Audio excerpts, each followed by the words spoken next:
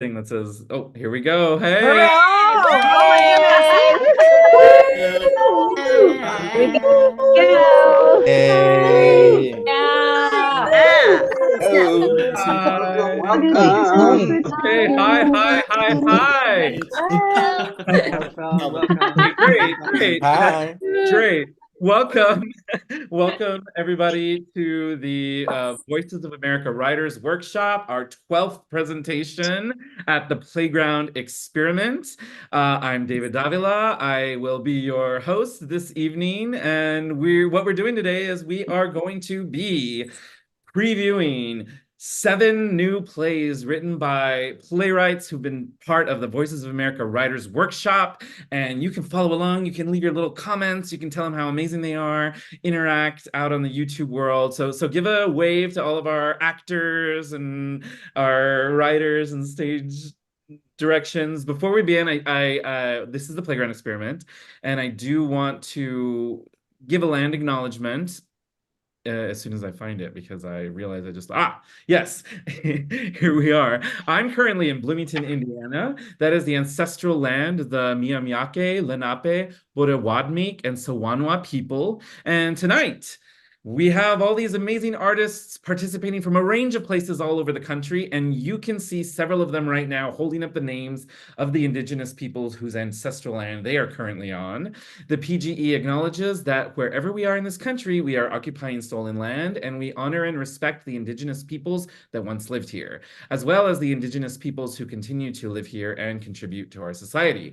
But at this point, I'd like to invite all of tonight's participating artists to turn their cameras on and say hello one more time to our virtual audience before we disappear and into our little black boxes. So hi. Oh, hello. Hi. Hi, Hello. everyone. Bye. See you. Hi. See you later. Hey. Lots of David. talented actors tonight. And now, can I have all the playwrights really quickly turn on their cameras so that we see all the playwrights who are showing their work tonight. The Voices of America Writers Workshop. This is the 12th time we've done it at the Playground Experiment in Manhattan, and it is a program for writers of color and non-binary or trans writers to develop their work in long-form storytelling. And so what we're showing for you tonight are excerpts from these brand new full-length plays that they've started in this workshop.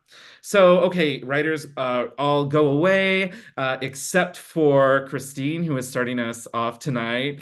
Hi, Christine. Can you unmute yourself? I'm here. Sorry, I accidentally I turned the camera off Hi, instead of Christine. So unmuting. really But quickly, hey, David, how are you? I'm good. Really quickly, introduce your play and have your actors, after that, your actors can join us, introduce themselves, and we can see your excerpt. Okay, So great. what is the name of your play? What are you working on? It's called The Cafe. I'm based in San Francisco, but I lived in Oakland, California for 7 years. It's a very liberal West Coast play about Asian American ladies talking about polyamory, queer love, and Oh, whatnot. So yeah, I used to live in New York and I miss it there, but I'm so glad I can connect online with all of you. So thank you. yay. And actors, can we introduce ourselves and take it away? Hi there. I'm Monica Velia. I'm based in Emerson, New Jersey, although I joke that I do have a dual citizenship between New Jersey and New York. Um, and I will be playing Amy Stein. Hi, my name is Amanda. I'm in New York and I will be playing Natalie. Yay. Hello, my name is Rafa. I'm in New York as well, and I will be doing stage directions. Amazing. Take it away.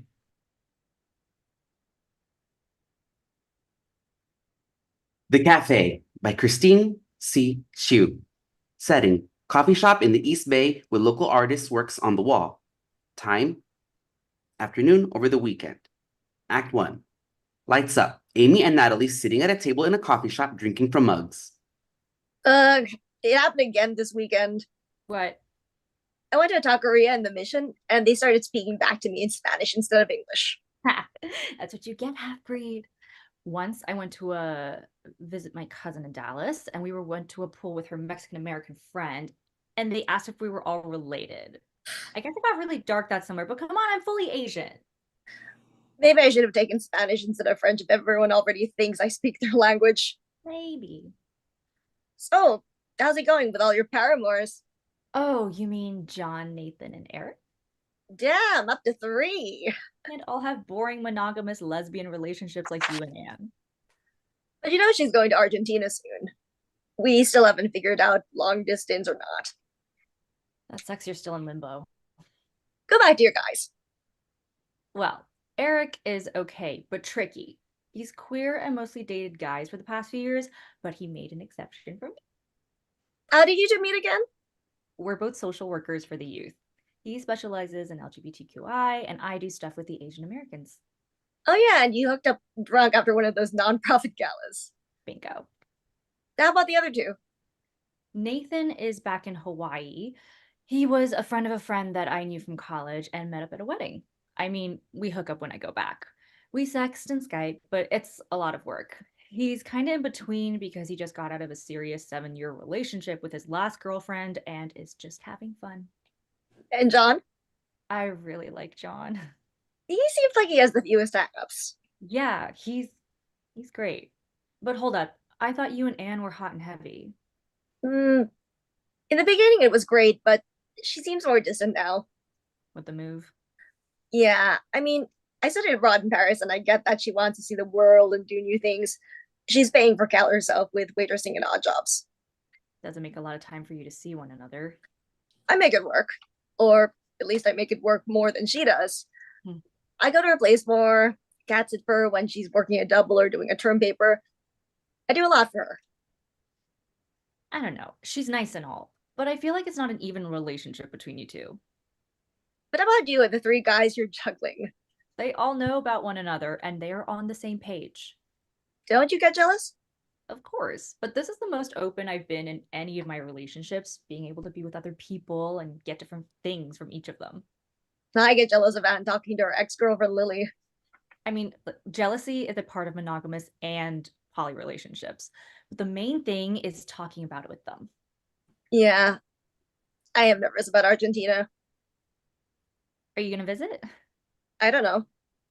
Do you want to? I don't know. You don't seem that excited about the future, babe. I know. Why limit yourself to just one person? How do you keep track of all your relationships? Google Calendar. God, that sounds like a headache. Last time I was in a monogamous relationship was my boyfriend in college.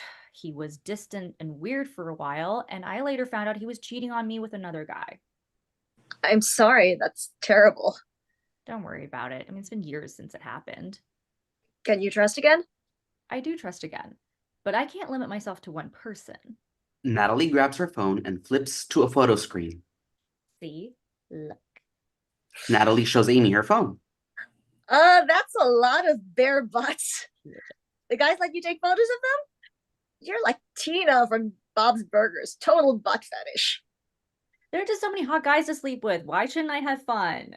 I don't know about you, but I want to get married, settle down, have kids and a partner to go home to. I do not want to have kids. And plus, I may have to move soon. What's happening? I mean, my mom's getting older, and I just have my brother in Seattle. Do you want to move to Seattle? Yes and no. I mean, I have friends in the Bay, but I don't think I can stay here forever.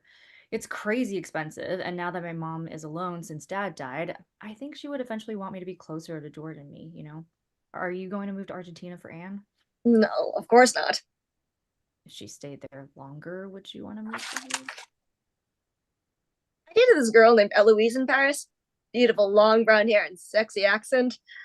When I was moving back to the States, she asked if she could visit or if we could stay together. I loved being with her, but I didn't see a future. Why not? I think when I was abroad, I was a different and more open person. But back in the US, I don't know if she would get my friends and family. So how is Eloise different from Anne? Well, being American just helps with the cultural context. But I have a future with her. Maybe I had a future with her. Amy gets a buzz from her phone and looks down. Anne wants me to get some boxes for her to put her stuff in storage while she's gone. Fun, fun. Not really. Anything else? I was laying next to her spooning and told her that I could stay next to her forever. And reminded me when I was holding her that she was leaving soon and we should just have fun. Oh, ouch. Yeah. But moving for you, your guys know?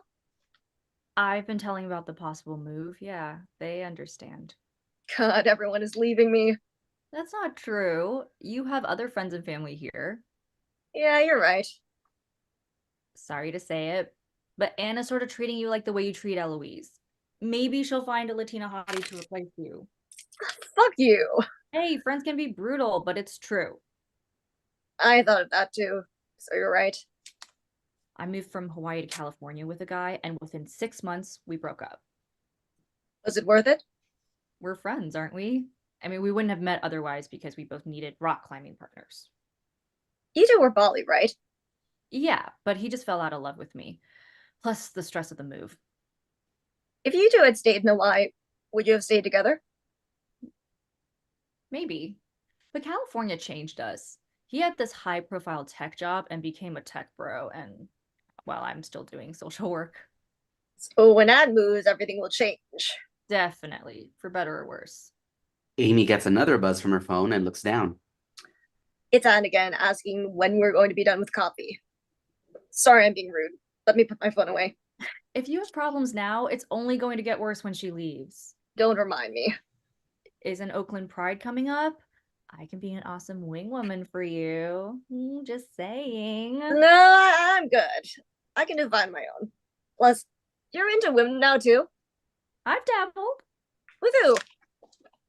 I hooked up with a Polish engineering student when I was a freshman. Super hot, but super crazy. Needy as fuck, too. Any other girls? Sad to say it, but I'm more of a Katy Perry, just kissed a girl, wannabe lesbian. I can do a fling, but not a real relationship with a girl. I liked a few guys in high school and college, but ultimately I knew I was gay when I kept daydreaming about this local waitress instead of my last college boyfriend when we were fucking. I think he got the hint because I kept wanting him to come with me to Hobie's when the hot waitress was on her shift. Natalie's phone buzzes.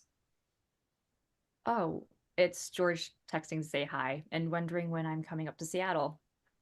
Why doesn't he come down to California? He says SoCal doesn't matter, but Californians are stuck up. We're not that bad. Plus, he's a hardcore Seahawks fan. Such a bandwagon kind of guy after me. Moved out here from Hawaii. 49ers all the way. I'll pass on sports. Are you close with George? I'm the younger, underachieving Asian disappointment. Oh, don't say that. George just became a partner at his law firm and has both a daughter and a son with his lovely Vietnamese American wife. But you don't want any kids. So that's true, but my mom definitely complains about me not having any grandkids for her to play with. God, parents are such a pain, even when you're an adult. Tell me about it. Plus, my cousins are asshole overachievers. Instead of just having a cousin that's a heart surgeon, I have a baby heart surgeon cousin like Roger. Don't be a lawyer, but be a law professor like Taylor. I can't keep up.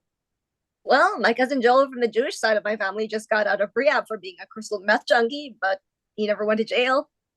I haven't been to jail either. At least your cousin Joel and I have something in common. My cousin Oliver joked that our grandma never brags about us to other folks, and he's just a poor engineer that makes six figures. Being a social worker is respectable.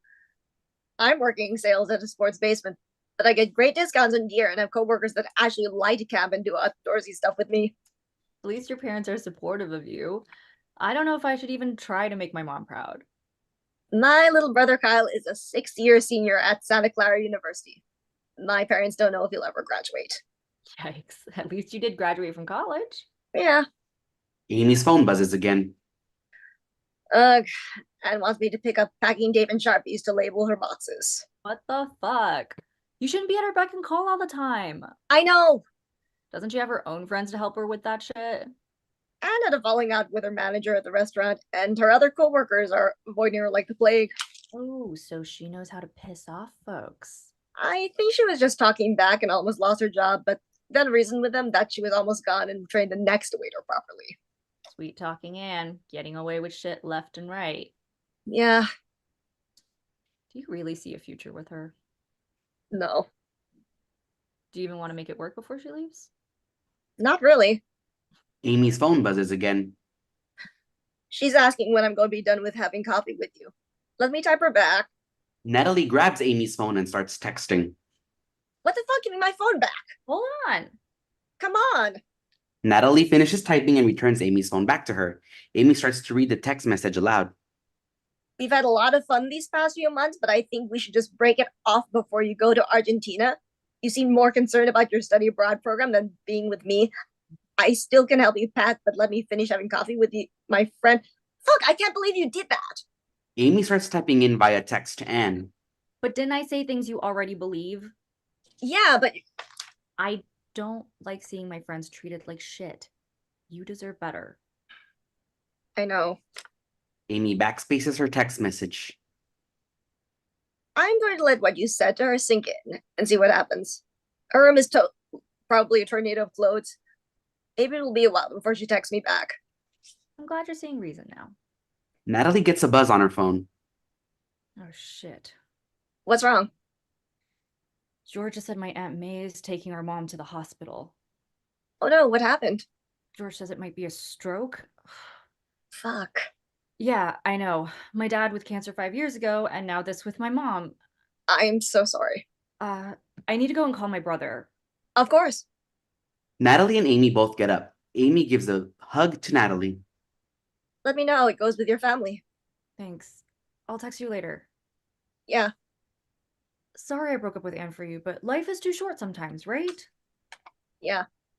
Go talk to your brother. You might need to book a ticket to Seattle ASAP. Natalie leaves the coffee shop. Amy sits back down and sips her coffee. Amy's phone buzzes. Lights out. The end.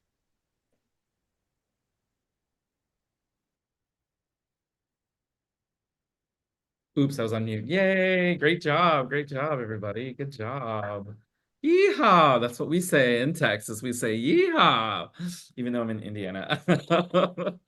Oh, too much drama. That was a lot of drama. I would never forgive my friend for doing that.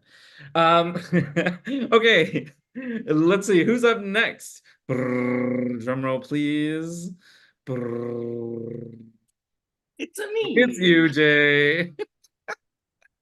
It's you, Jay. How are you? Tell us about your play.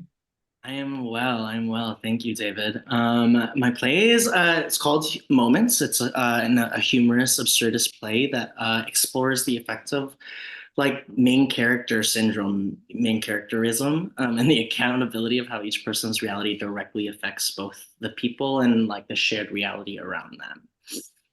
Kind of like an experimental viewpoints pushed to the extreme. That's freaking deep. Wow.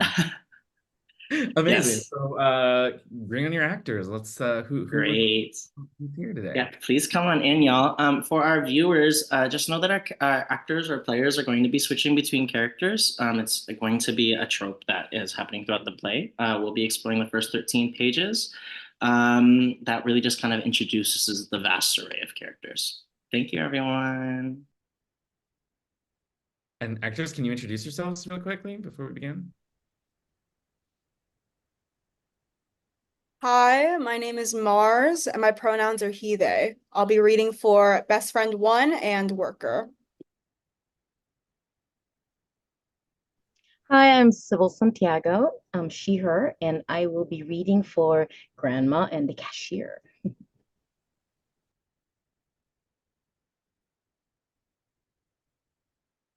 Hi, I'm Iz. My pronouns are they, them, theirs, and I'll be reading for Rando 1.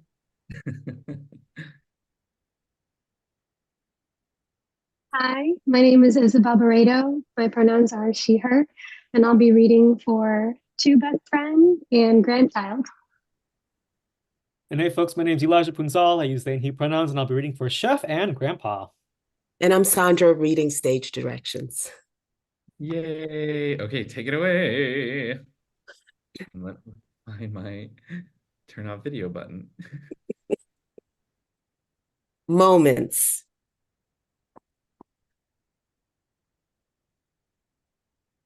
Act 1, positivity, vulnerability. Scene 1, a busy fast food restaurant on a slower day. A worker is behind the register, talking casually with workers in the back.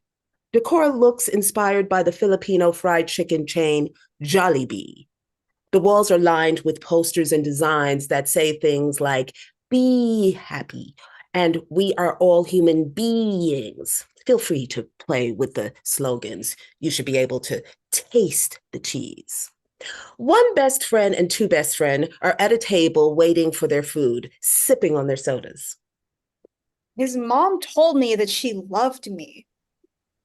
Weren't you only there for like a day? Yes, well, 2, and that's the crazy part. And honestly, we barely talked, but maybe it was my energy. I mean, his dad generally stays to himself, but he's a cop, so how am I supposed to read him anyway? Guess we know where he gets his God complex from. I mean, he wouldn't bring me to meet his parents if he didn't like me, right? Babe, you've been together for 9 months. You basically lived together. Last week, you were so worried about his parents liking you, and now after they actually do, you're worried about him not liking you? It's only been 9 months. It's the city. 9 months here is equal to at least a year and a half on normal America time. Do I look like a normal American? No, but he does. I told you his last relationship was 8 years and 4 months, right? I mean, you know how much pressure that is on me every time I think about our relationship. Then what does that have anything to do with you? Well, how am I supposed to do any of this knowing that he already had a life that he was Had a beginning? different life. He has a different life now. I mean, Otherwise, he wouldn't have left. seeing like their old photos, they're always just so cute. Why are you even looking through those? Have you seen y'all's photos? Maybe his mom just says this shit to everyone. I mean, she barely even got to know me. Okay, maybe that's real. White feminism is equal opportunity until it's I not. fucking spilled Coke on his dad's gun. What? I spilled Coke on his dad's gun. Why was it even out? Were you just at the dinner table having dinner? I'm always just I'm so clumsy, honestly, and I don't even know why like I'm doing my best to be aware because I always run into things or trip over shit even when there's nothing to trip on, and it just makes me feel so dumb, I swear. And like I try so hard and I don't want to make this anybody's problem, but oh. Maybe that's why he doesn't communicate. Maybe, but what? Like, hello? What about the gun? Rando 1 enters on the phone and the scene abruptly shifts focus. I was gonna. Okay, you know my dog just died and I haven't done my laundry in days and I'm trying to. Yes, I know. Look, I'm sorry. I've been. How am I supposed to do that? You didn't even come to the hospital after I was mugged. Look, live in my world for a second. I can't make rent. I'm down to my last $20 this week. You know my mom needs the help, so I sent her the. Hello? Hello? Fuck! Can I have a Be Super Happy Spaghetti meal, please? Happy spaghetti meal. What size? Be super. I'm sorry, what? Be super. What? Be super. Spicy? Super spicy. Spicy super spaghetti. Spicy super spaghetti! That's 22.22. Rando 1 counts cash from their pocket as cashier grabs the large cup. They begin to check other pockets as their anxiety builds, realizing that they don't have enough. What? Spicer super spaghetti. Soup or spaghetti? Yes. I'm sorry. Can we make that just the happy spaghetti? What size? The scene suddenly shifts in lighting and an anxious music builds. Maybe jazzy rage? Everything is in slow motion. Rando 1 reaches over the counter and a fight scene begins where Rando 1 chokes the cashier. Lights shift, and we hear the beep of the transaction as the card is accepted. The scene continues as if the fight never happened and picks up where Rando 1 has already paid. Thank you. Would you like your receipt? Receipt? Sorry. Have a nice day. Hmm. I mean, take your time. You too. No, thank you. Where's your bathroom? Right behind you and to the left, but take the receipt because the bathroom code is in the bottom. Rando 1 hurriedly takes the receipt with her head down and begins to walk away, then abruptly stops. Wait, I don't think this is my receipt. This is only for a pie. Cashier hands out a large soda cup. It's my last day. We're cooking a new batch of spicy right now. It'll be a couple minutes. Scene 3. Rando 1 hurries to the bathroom. Simultaneously, worker runs in from the kitchen to downstage where the front door to the restaurant would be, just to turn and run back into the kitchen.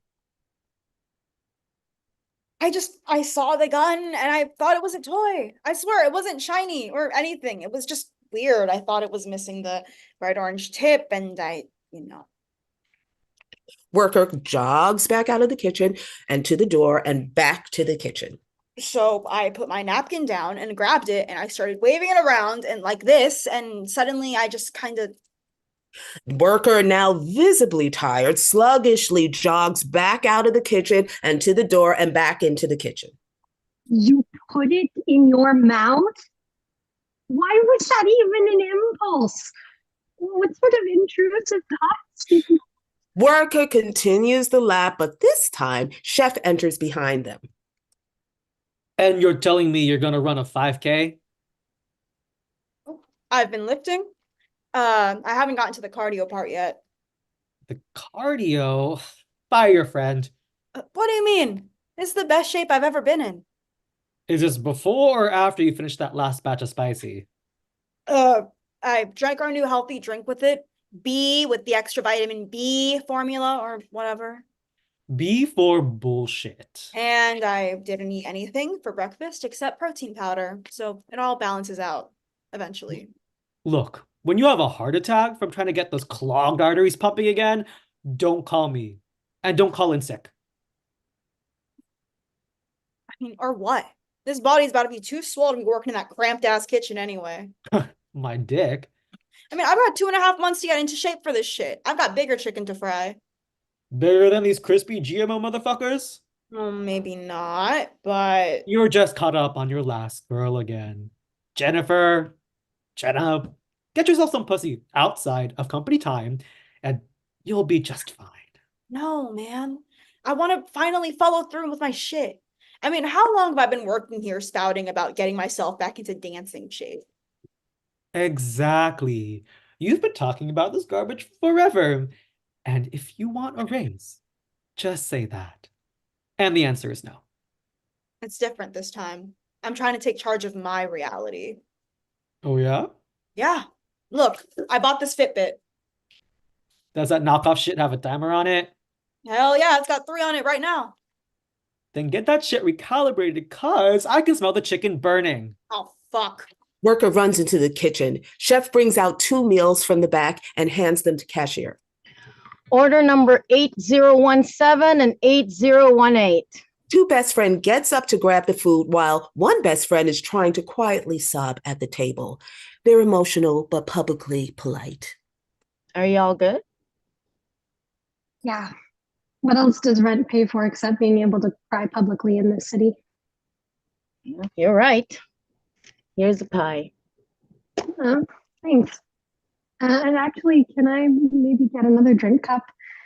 My friend's last one was triggering for them. It's out of use now.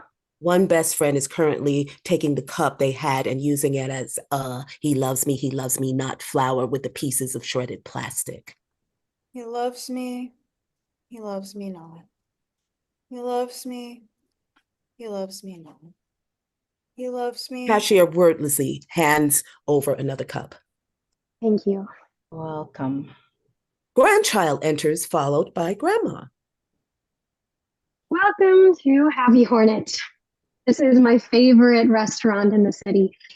I mean, there are better places, but it's so cheap and right next to work. The chicken is so good. And look how cute the decor is. Be the queen? Why, yes, I will. This looks familiar. Grandpa? Hey, Grandpa, are you coming? We have this chain in the Philippines. But this is very cute. Grab life by the hornet. Is there not a difference between hornet and bee in the States? I'm sure it's different abroad. Just look at the menu. I'm sure there's a whole bunch of other stuff on it that they don't serve back home. Large number 4 with garlic fried rice and fruit salad sides and a pie. And a Coke. One best friend overhears Coke and suddenly begins to wail, slowly getting up and walking to the bathroom. Think of a tired 3-year-old. You don't want to try their other stuff? I usually get a number 2 with a side salad and their yellow slush. Have you ever had a yellow slush, Lolo? Oh, that's what I'll get, but with French fries instead of the salad, please. Lola, your blood pressure. Blood pressure, blood pressure. I thought we were on vacation. And why you take us to Happy Horny, huh? You want to see the statue or at least your hospital, but instead, why are you only taking us to the dog park and the subway? Papa, that's enough na. We've written every change, halos the whole alphabet plus 1 through 10. It only goes up to 7. Mas alaman namin yun underground more than above the ground. I'm walking around with dog piss on my shoe just to get GMO fried chicken? Grandpa, that's enough. No, no more. What is going on? Where did you put our luggage? I thought you were going to stay with you. Why are you acting like this? Scene is tensely frozen. One best friend re-enters, still moping and crying from the bathroom. Everyone watches. What's the code for the bathroom? It's on your receipt. Oh, I thought the door was just locked. I didn't want to knock because I didn't want to bother anyone if anyone was in there, but it was locked and empty. Just like his heart. Grabs the receipt from the table and runs back to the bathroom. I quit my job. Do you want to order anything else? No, and we can just get it to go, please. Sure thing. 2236, please. I've hated my life. After 5 years of trying so hard, hoping every year that it was just a little more time I needed to get settled or comfortable or something, it just never happened. I want to do my stand-up. I want to... 5 years? You mean at least 15. You were in med school for 10. I know, and I'm going to die if I add any more time to this journey. I'm done trying to be a doc, Grandpa. Receipt? No. Sorry. No, thank you. Healing someone physically is not the same as the healing that I want to do. Surgery can't fix a broken heart, but I know my stand-up can help, at least for a little bit. Not this broken heart. Grandchild takes a deep breath and turns around. Melancholy music underscores. We see them do actions of what could look like wiping their eyes. Grandma slowly rubs their back. But when they turn back around, we see that they've put on a clown nose. Grandchild proceeds to do a whole physical comedy act that takes up the whole space of the restaurant, aka make 'em laugh. From singing in the rain, Grandpa watches stoically. One rando re-enters during this routine and watches, also getting wrapped up in the routine, further putting on a smile on their face. Once the routine finishes, one rando gives Grandchild a $5 bill and goes to take a seat. End of excerpt.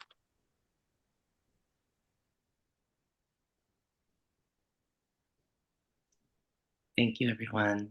Yay! Great job, everybody. Great job. Great job. Wow. Okay.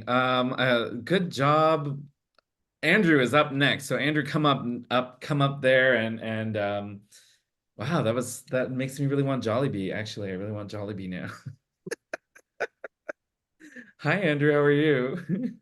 I'm doing good. I'm doing good. Tell us about your piece. Sure. So Chatters is just a play about loneliness and how there are no truly people, whether we're both in a virtual space or in a in-person space, our desperation for connection is always ongoing. Ugh, relatable. And your actors, are we here? Hi. Hey, all these fabulous actors. Um, introduce yourselves and then we'll take it away. All right. Hi, my name is Danny Borba. I use he, him as pronouns, and I'm gonna be playing the role of Tengo Harambe 99. Hi everyone, my name is Francisco, and I'm playing my Balzac Ertz. Hi, I'm Tanya Perez, and I'm playing Urethra Franklin. Hi, I'm Cindy De La Cruz, and I'm playing Sasha Vasquez, both virtually and in real life. Hi everyone, I'm Daniel and I'm playing the chattering A.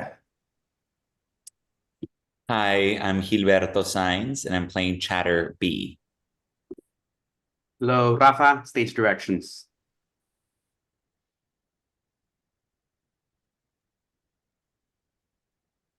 Chatters by Andrew Aaron Valdez. Act 1, Scene 1. Denial is real in Egypt. Screens are everywhere. We see a young man, 18, screen name at Tengo Harambe 99, scrolling, watching one of his favorite internet personalities, Sasha Vasquez story. She's moving to Mexico. Tap. She's starting a new business. Tap. Bikini photo. Hold. Zoom. Hold. Zoom. Screenshot. Tap. IG story inviting people to get to know her better through a new app, Soulmate. Hold. Tap. We see a boy go through the sign-up process as Sasha enters her quaint, modest Santa Monica apartment, packing for Mexico. She is leisure with legs. The boy signs up for Soulmate and begins messaging Soulmate Sasha as real Sasha begins to pack. The conversation bubble float above as the messages fill the air. The boy inhales them like cigarette smoke. Every cough marks the passage of time. Hey there. So happy you decided to give me a follow. Message appears on the phone, then everywhere, 3 free messages. Hey Sasha, I'm a huge fan. Been following you since your Buzzline days. How's Phil and Will? 2 of 3 free messages remaining. Stupid. She probably doesn't even talk to them anymore. Sasha is seen reaching for her phone. It's an ocean away. She types.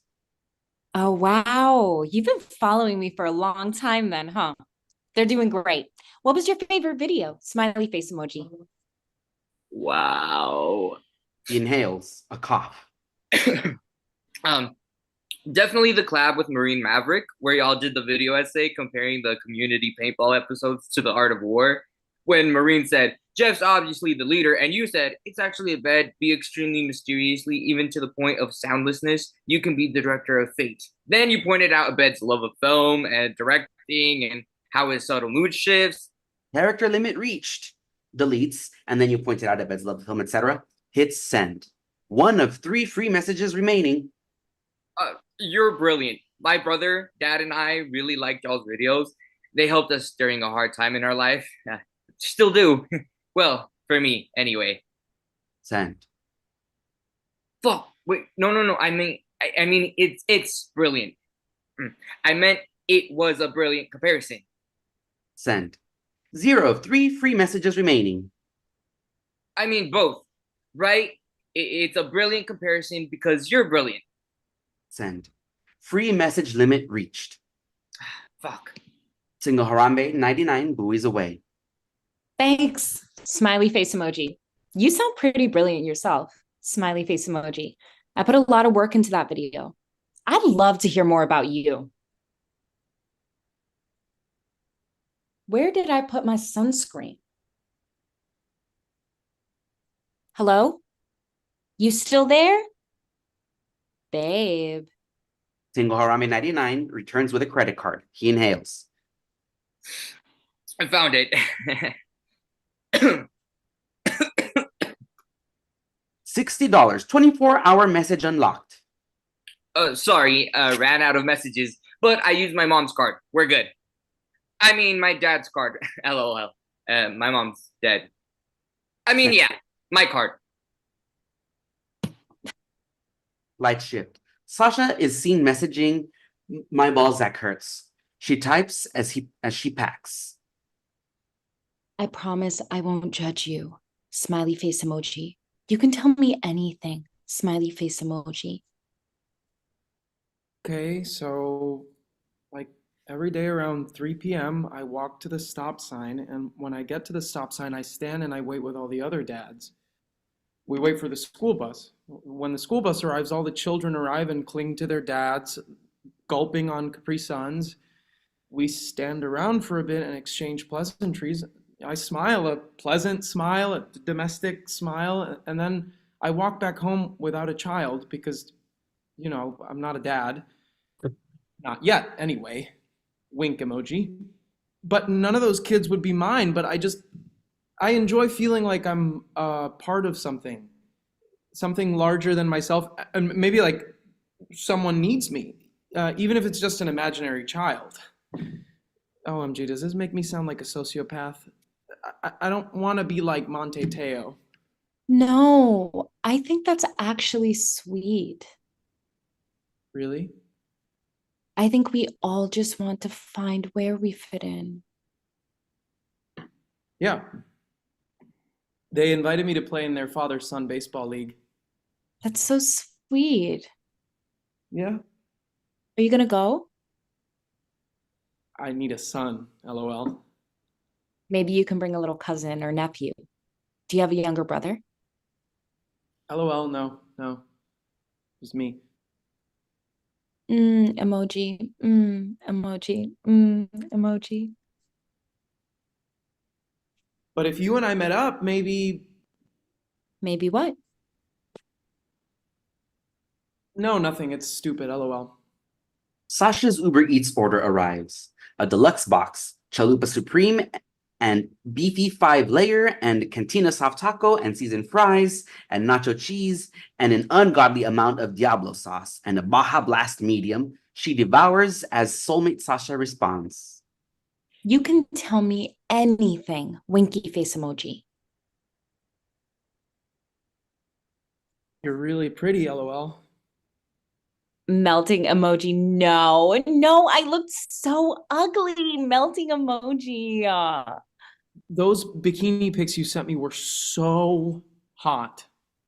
Kissing emoji, kissing emoji, kissing emoji. Thanks, baby. Can you send me another one? Bikini emoji. Let me know what you think of this one. Emoji. A pop-up appears on screen for a payment of $300. My Balzac hurts tries to access the photo, but it's payment locked. He checks his bank account. We see his credit balance, an obscene overdraft amount. He opens a small box filled with credit cards. He picks one, charges it to a whim and a prayer. We see the purchase go through, $300. He devours the photo. Wow. Emoji. Emoji. Do you like the way they look? Cherry emoji?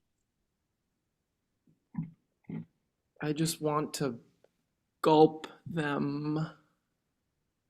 Reads texts mid Baja blasting. Gulp? She puts her phone down and continues eating. Whoa, emoji. Gulp? Is that weird? Sorry, I'm really nervous and corny, I know. Fuck. Can we talk about something else? How would you gulp them? Lights shift. Sasha is almost done packing. She online shops. We see an older woman, screen name at Aretha Franklin, in a tank top smoking a cigarette in her juicy couture bottoms and Gucci slippers, texting soulmate Sasha. The texts float above them like clouds. There are people who have sex and people who fuck. Isn't that the same thing, babe?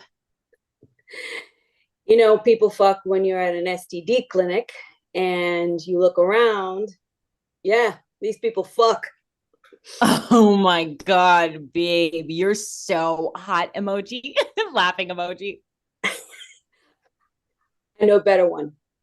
Our or when men walk with pregnant wife, they fuck. Laughing emoji, crying emoji. Send pic of your neutrals. Cherry emoji. What do you want? Biting lip emoji.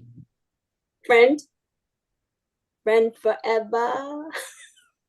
How about an exclusive bathroom mirror pic just for you? A pop-up appears requesting payment for a photo. Urethra Franklin pays for the photo easily, $600. Fuck. I look like I fuck? Winky emoji.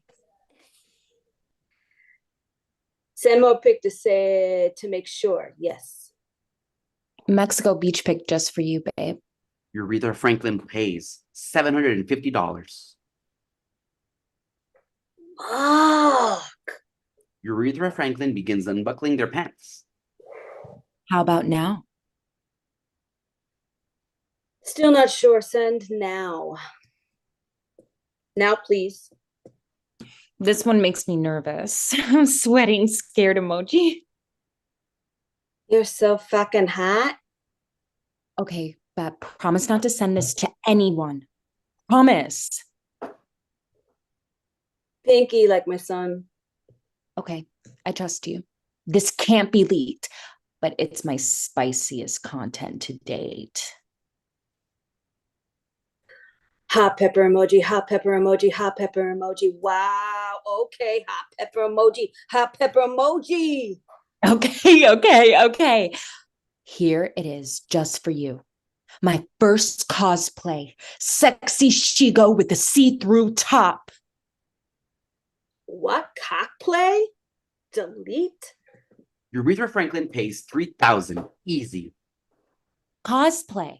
Cosplay means I dress up just for you. Kissing emoji. Oh, where'd she go? Oh. The photo loads. Oh. I like cockplay with your neutrals. Cherry emoji. Oh. Urethra Franklin begins touching the clouds between her legs. Lights shift. We see Urethra Franklin, Tingo Harame 99, and My Balzac Hurts transfixed on their phone in their respective homes, messaging as Sasha tans on a beach. The sun bathing on her. The Soulmate app is open on all their screens. We see a biblical flood of photos, messages, voice notes, and interactions fill the space. They are all drowning in a river of unfinished medium Baja Blast, except Sasha, who seems to be floating. The following texts, a machine gun, a flurry of life rafts. Hi, it's Sasha. Happy Tuesday. I hope you have a great day at work today and do something fun this week. Let me know if you have something planned. POV, I'm your sexy assistant at the office and I'm staying for overtime, and look at you like this. Pin emoji, peach emoji.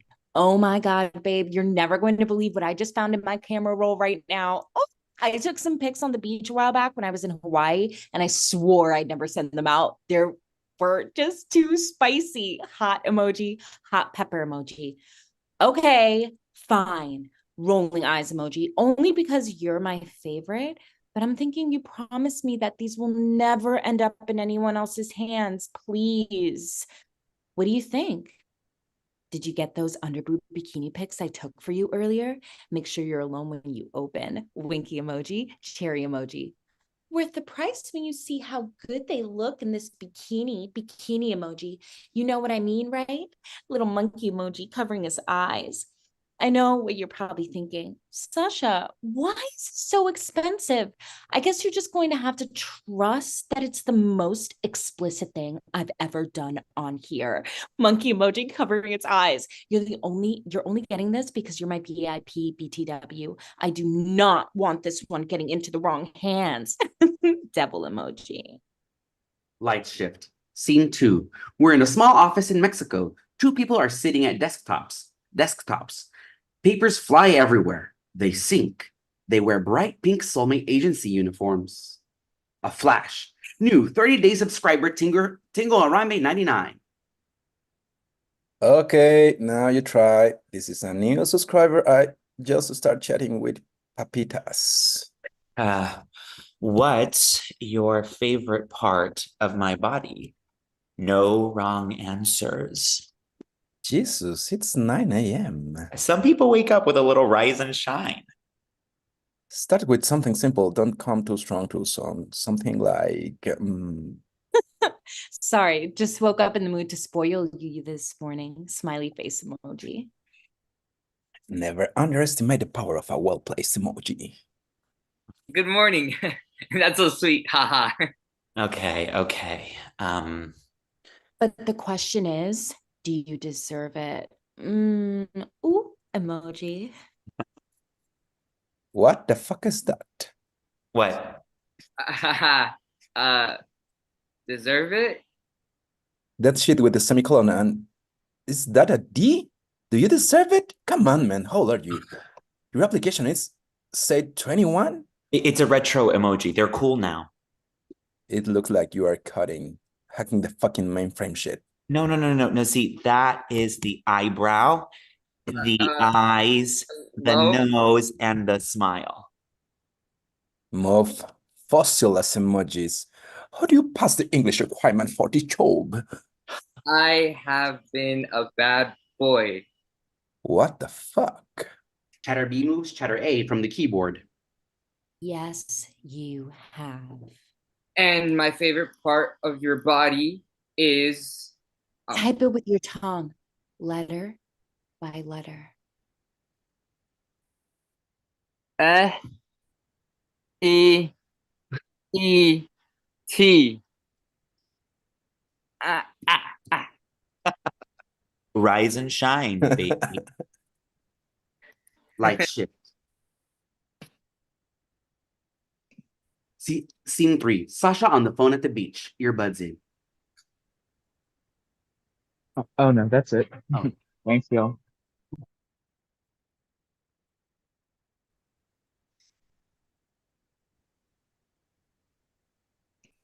Yay!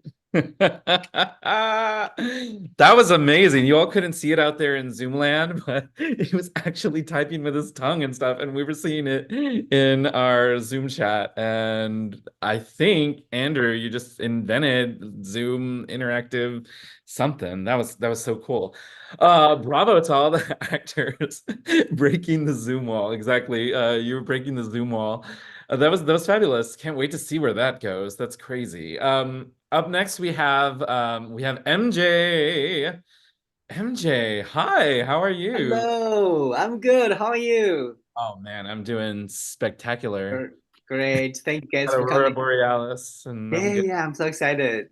It's great presentation. Yes, tell us about your play. Okay, this play is talking about the conflicts of idealism between two generations in a rural area Chinese family in 2009. So yeah, it's based a series like two stories like happened in my life, just put them together and yeah. 2009, like the economic crash and stuff, right? Yeah. Okay, cool. Actors, come introduce yourself. Actors. Away. Hi. Hello.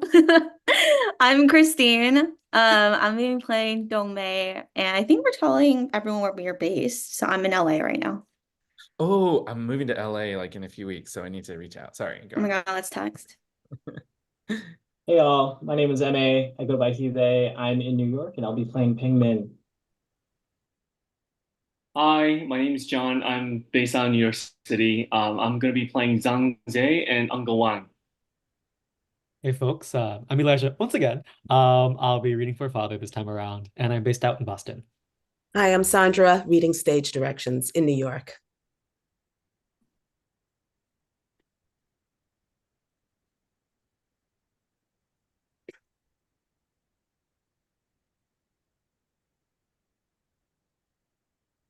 Jiao Nin, The Little Lunar New Year, The Preliminary Eve, by Mi Jiang, MJ He. English translation, Mi Jiang, MJ He, and Andy Horowitz. Act 1, Scene 1. It is 12:30 p.m. on the 24th day of the 12th lunar month, the Little Lunar New Year, as it is known in China. A week before the Spring Festival, 5 characters in a cross-stitched frame, Jia, He, Wan, Shi, Sing, harmony in the family leads to success in everything, adorn the front wall of a 2-story brick house in a village in northeastern Hunan province. Bang Min sits in the hall holding a chopping knife. Before him is a pot of pork that has been marinating for 10 days. He bores holes in each piece of pork, strings them onto a wire, and puts the assembly into another large basin. Later, these will be hung in the kitchen to smoke. An LED TV is hanging on the wall and playing midday news. Rumors of Shenzhen Foxconn employees jumping off the building persist. Reporters from anonymous sources say within the company claim that workers have fallen from the building, but factory leaders have not confirmed the matter. A reporter tried to enter the factory, but was blocked by a security guard who demanded written permission to enter the premises, which the reporter could not provide. The reporter tried to interview employees outside the factory, but they claimed not to know anything about it and refused to be interviewed. The incident has gone viral on social media. We will provide updates as they come in. In other news, today is the Little Lunar New Year in the South, and the streets and alleys are abuzz with Lunar New Year festivities. Spring Festival travel has entered its peak period. Faces eagerly looking forward to reuniting with their families can be seen everywhere in airports, high-speed rail stations, long-distance bus stations, and highways. At present, the number of passengers returning to the countryside has reached. Dongmei and Shengze entered with suitcases. I'm back. Min stands up, wipes his hands with a towel, and turns off the TV. Hey, yeah, you're finally home after 3 years? You look beautiful. Come on. This is my big brother, Min. This is my boyfriend, Danza. He takes out a prepared cigarette and hands it to Peng Min. Please, have a cigarette. Welcome. Thank you. Not now, I'm working on the pork. Oh, wow. That's a lot of meat. Hey, it's in your honor. This should be enough meat.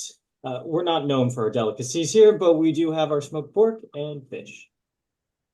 Thanks for the hospitality. Dongmei has been obsessing over your smoked pork. We're going to get fat. Would that be so terrible? Are you implying you'd be less attracted to me if I gained a little weight?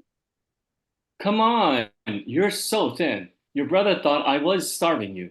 You haven't been back for New Year's in 3 years. You can make up for it by gaining a little weight. Spot on. I'm not holding back. Have you had lunch? We had brunch. Not hungry now, thanks. Where are Mom and Dad?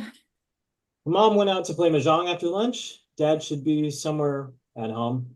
Dad, Dongmei's back. Probably poring over his Underground Mark 6 books. He's obsessed. Everything looks pretty much the same. The difference is that you are home. Why don't you go to your room and put down your things? Great. I'll come right back and help you. Let's go upstairs. We'll be back soon. Dongmei and Shangza exit. Min glances at their backs, then sits By the marinated pork, he cuts off a piece of fat and of lean meat for dinner. A villager enters with a pot of liquor. This will be a hell of a spring festival. So much smoked pork. Welcome, Uncle Wong. Yeah, Dong Mei is back with her boyfriend, so we prepared more food this year. What have you got? The liquor your dad ordered. This grain alcohol is brewed by the Wu Xin family in their workshop. I was there this morning to collect the accounts, and Master Wu asked me to deliver it. Thank you, Uncle Wong. How is their product? Excellent. Lots of people want to reserve bottles, but supply is limited. I drank some at his house in the morning. It is very pure and much stronger than the supermarket brands. How is Dong Mei? How many years has she been away? She is upstairs with her boyfriend, and it's been 3 years. It's great that she's back. Harmony in the family leads to success in everything. Thanks for the kind words. Would you like to have some tea? I can't. I have to prepare food and snacks for the lunar year. Where's your dad?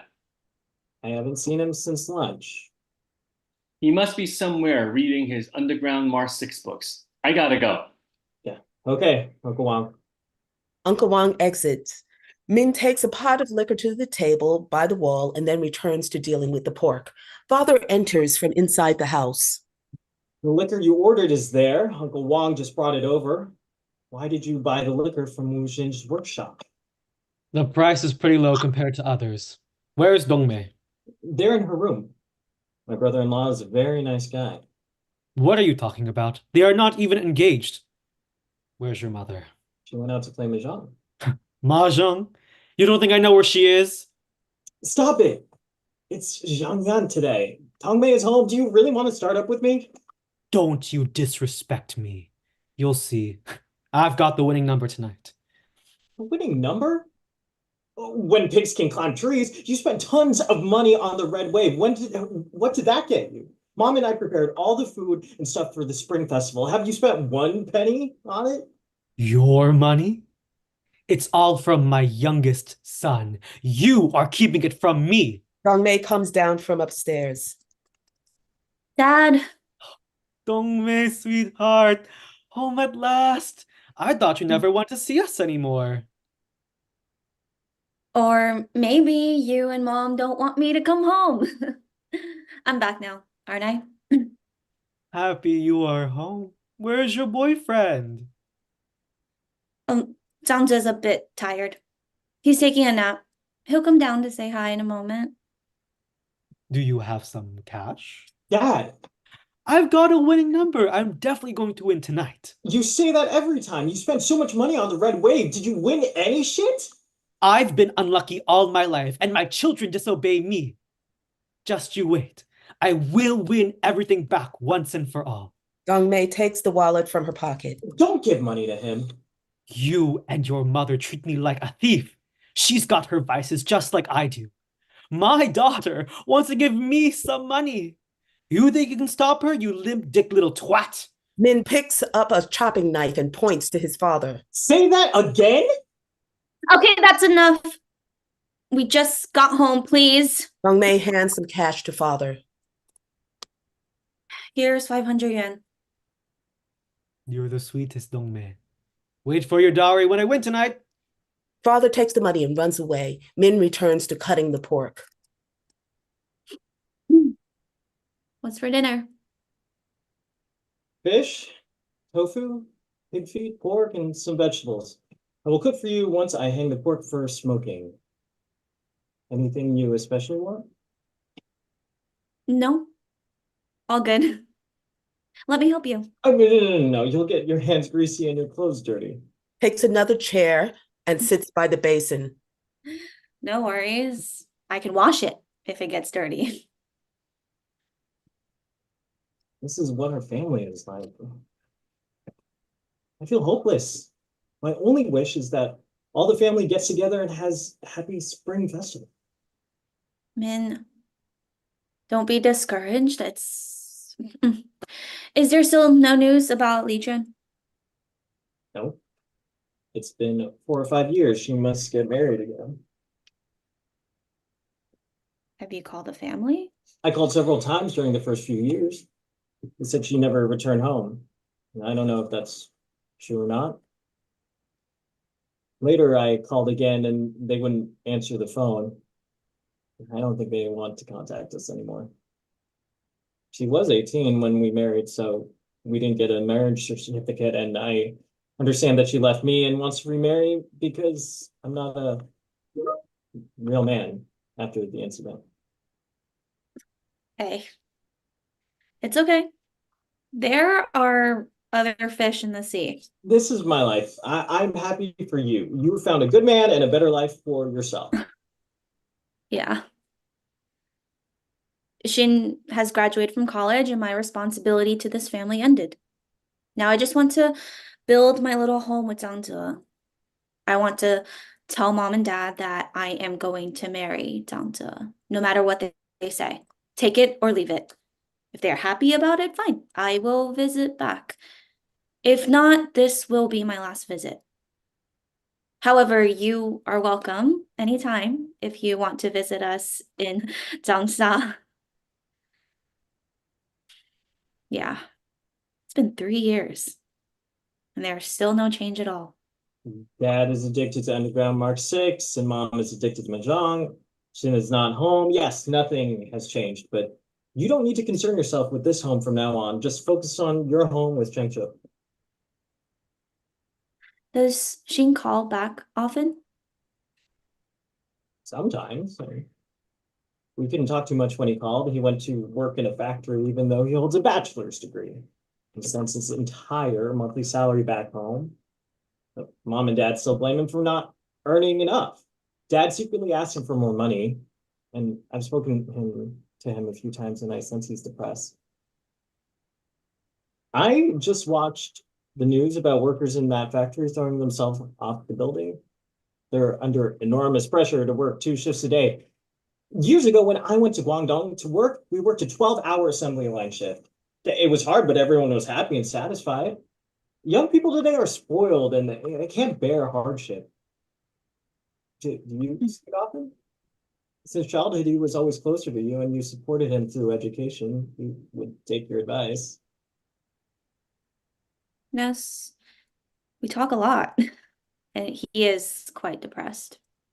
The factory has hundreds of thousands of workers, so it's not unusual for something like that to happen. No worries. He just graduated from college, so he must be under a lot of pressure. He decided to not come back because mom and dad were blaming him for not earning enough. I asked him to come back with me. He said that the holiday pay would be high and he would come back home when the factory was less busy. What kind of pressure can there be? It's much easier to find a job with a bachelor's degree. It was easy when we were working in Guangzhou years ago, but now grads are everywhere and it's very competitive. He has his own concerns. Sometimes I really miss our childhood days. The old days were not easy, but the 3 of us were happy to depend on each other. Yeah. We were really poor at that time, but also full of hope. Well, the meat is all done now. Let's hang them over the fire in the kitchen. Dongmei and Min carry with porks and exit. Lights fade out. End of excerpt.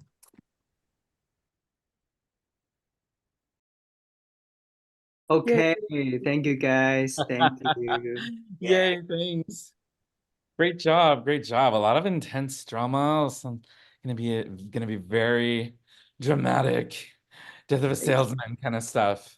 Great work. Keep writing. Oh, you know what I haven't done yet is really give my whole spiel about writing. Like, you just have to keep writing. That's my spiel. That's my whole spiel. You have to keep writing. Yes, I All the remember writers here, that. all the Yeah. writers here, you started these plays, and an unfinished draft really, like, it can't get you anything, right? The first draft, its only job is to exist, and you just have to keep writing, set deadlines, invite the actors, invite an audience, and just get it up on its feet, because That's the only way you get anything done is with a deadline. And yeah, and the first draft doesn't have to be good. You can just vomit it out. Its only job is to exist. A first draft's only job is to exist. I will say it over and over and over. So keep writing. All of these things are great, and we want to see them to the end. Come back to the playground experiment, which this is also a good time for me to say that everyone should come back to the playground experiment. It's a new play development company in New York City. And if anyone wants to donate, you feel like developing new plays, then please feel free to visit theplaygroundexperiment.com and make a donation and get a little tax write-off and help develop some new plays in New York City. So with that in mind, this is, can I have all the actors just really quick? Let's take a little midway shake off, little midway dance, and just put on your camera and dance around a little bit, turn on your mics and scream and shout. And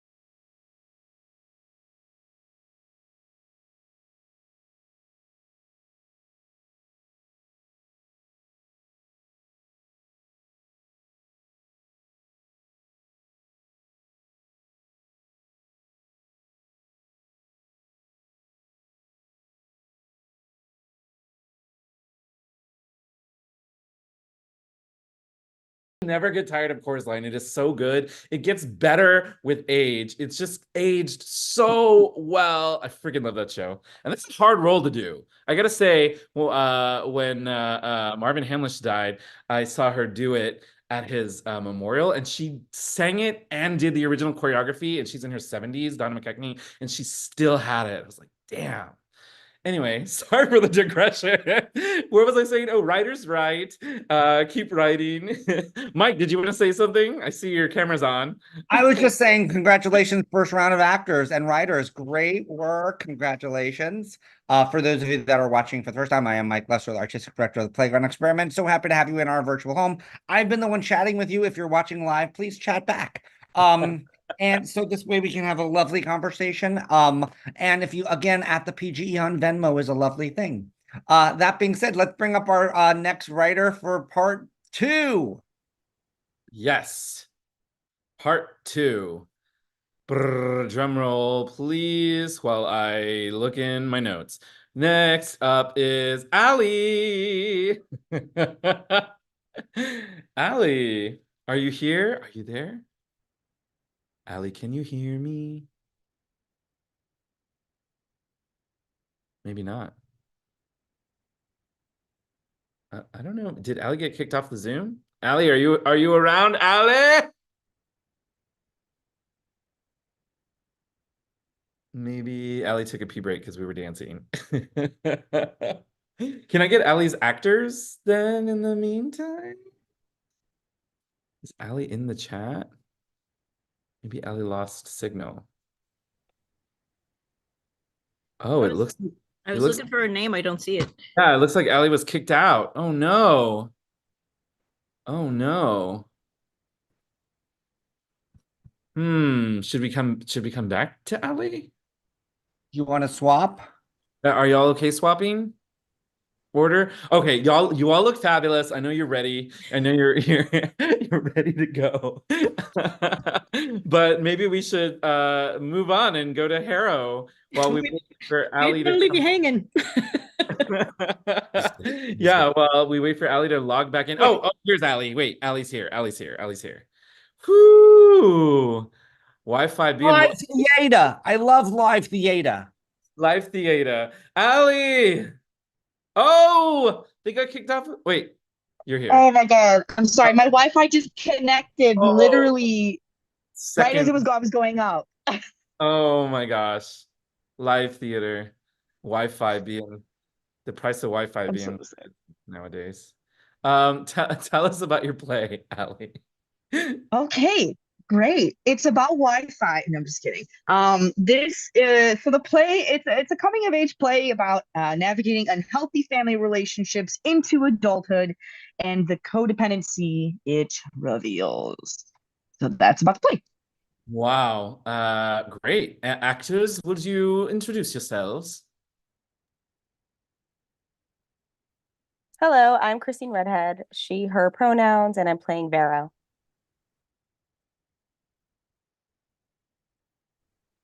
Hi, I'm Monica playing Rose. Oops, go ahead. Go ahead. Go ahead. No, you do. Hi, I'm Bug. I use he, they pronouns. And I'm reading for Caden. Hi, I'm Veronica, she, her. I'm reading for Rose. I'm Chris Rothbauer, any pronouns. I'm reading for Kevin. I'm Catherine Overfelt, and I'm reading for Patricia. I'm Rafa, stage directions. Yay, take it away. Oh. A Normal Family Visit by A. Closter.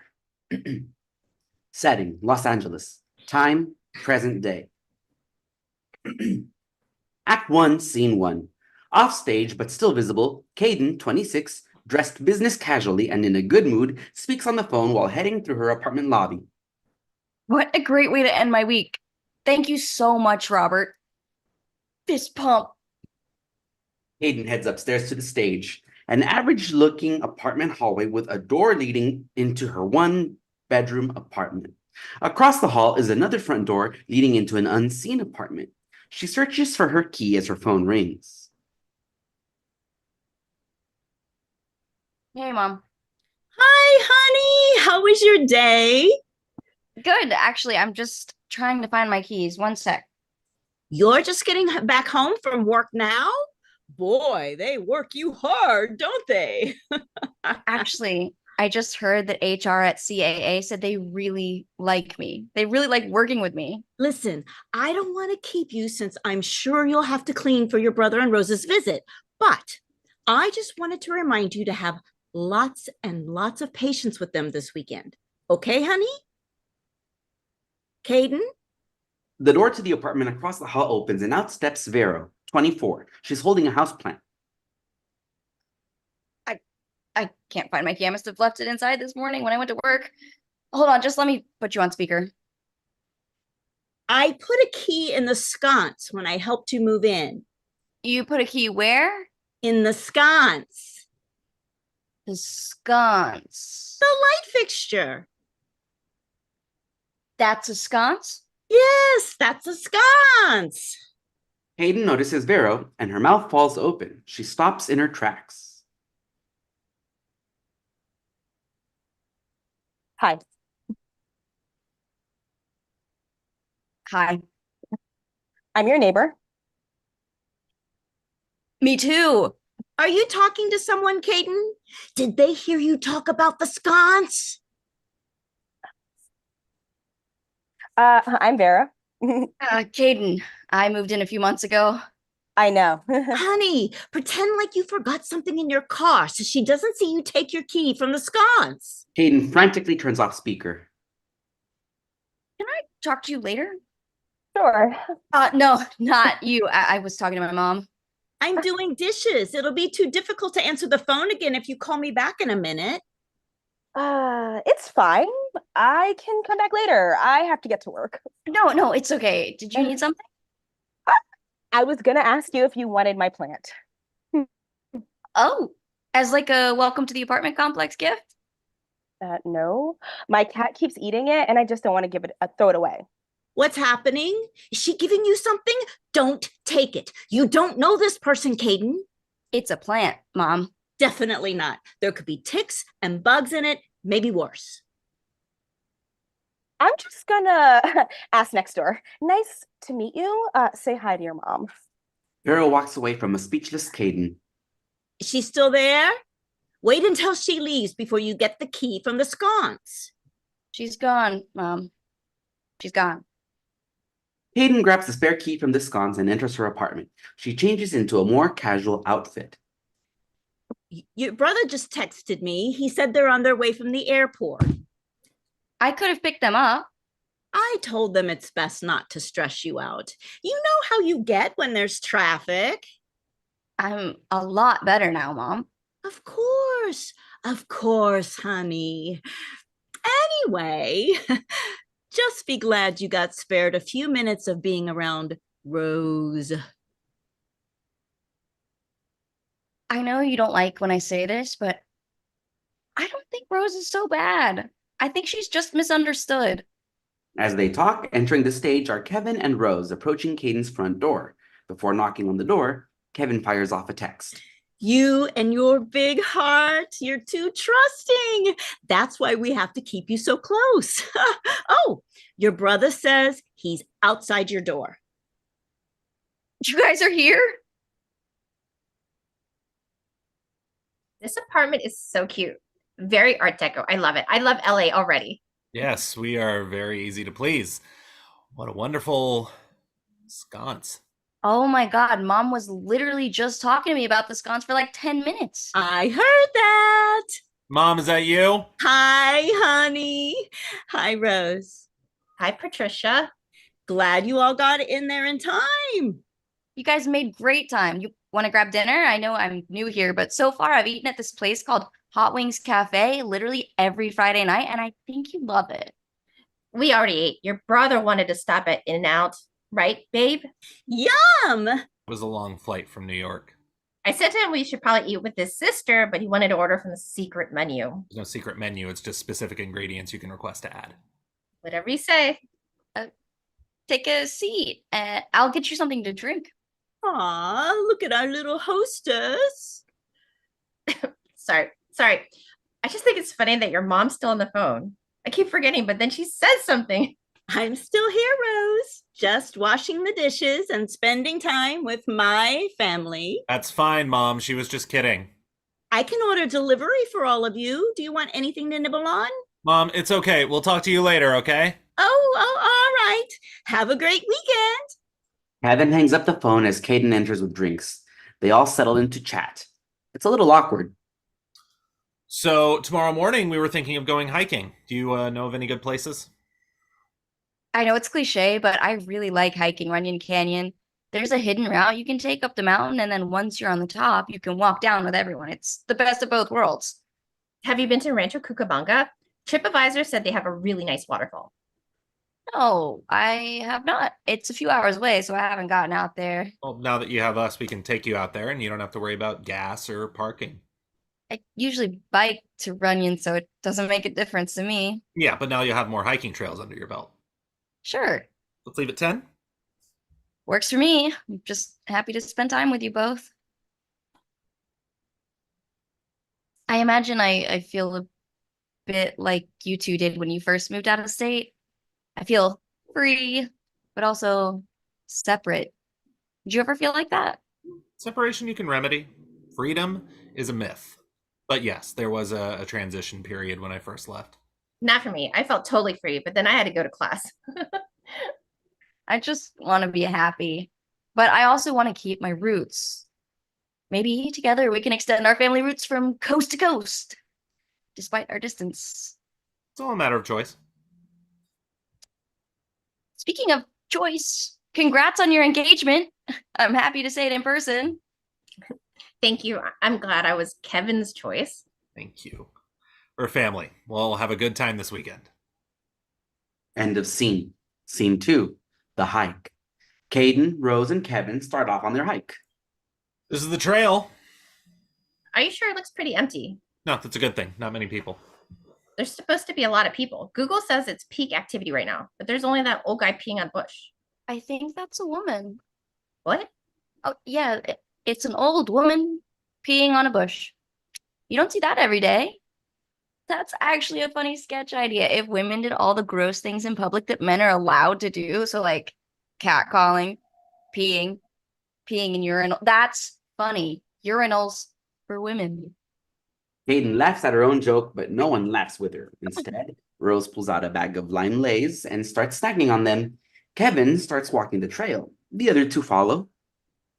Are you writing comedy? Yeah, I'm taking a few classes. Now my brain sees everything as a potential sketch idea. Have you been to the Comedy Store, Laugh Factory, UCB, Dynasty Typewriter, Largo, the Improv? Wow. You know more about LA than I do. She just reads a lot of listicles. To answer your question, no, I haven't yet. We could go tonight. I should probably get out there more. Rose puts a lime lei up to Kevin's mouth and he doesn't want to take it. She tries again and he doesn't take it. Come on. Kevin eats the lei out of her fingers. This is gonna slow you down. No, they speed me up. Come on. She takes off faster and they follow. Then she abruptly stops and sits on a bench. I need water. Rose chugs an Arizona green tea. But yeah, I'm working at CAA and Lionsgate. Have you heard of them? Uh-huh. How are you working at both places? I'm a temp, but CAA really likes me.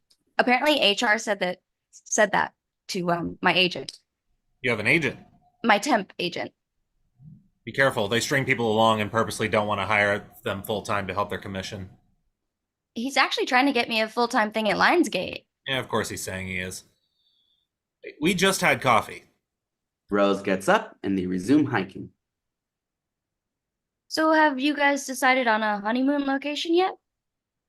Your brother wants to go to China, even though I keep telling him that is a death wish during Chinese New Year. We can do it. No, we cannot. Yes, we can. You just don't want to. Correct. Sorry, I asked. Just listen. If we go to China for our honeymoon, then the next trip we can stay with your family the whole time in Taiwan. That's not how it works. If we're going to travel across the world for Lunar New Year, it makes no sense to not visit my family. Well, then let's visit your family. We can see them for a few days and then head back for longer the following year. I'm not having this discussion yet another time. I didn't bring it up. Of course you didn't. You just decided on your own. I want to see the New Year celebrations. And I want you to know how annoying that will be. The packed flights, the commuting, all of this is going to be a pain. Once we get there, it'll be fine. I don't want to. Isn't that enough? I don't want to. Why can't we go somewhere we both want to go for a honeymoon? Well, because the only place you want to go is Paris. What the fuck is wrong with Paris? I've already been to Paris. Do you hear yourself? Yes, I do. If you're going to offer up only one destination, and it's a place I've already been, then I'll offer up only one destination, and if it's a place you've already been, so be it. There's like a lot of other places. So you think I've been to all of China? Exactly. Look how much more we can do in China than in Paris. We have more options. Your uncle said that if we spend time in bigger cities, they'll be dead because everyone will be visiting family. You were talking to my uncle? Why did you not tell me this?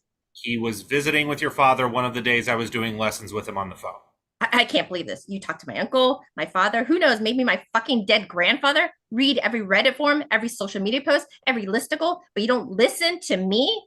You think you know how the world works because you can pick up a language and read a fucking book? But that means shit. You are unbearable.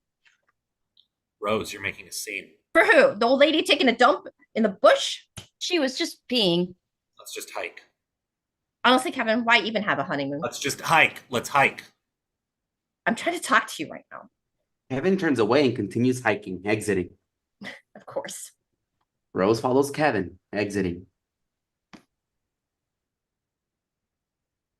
What the fuck? Was Mom right?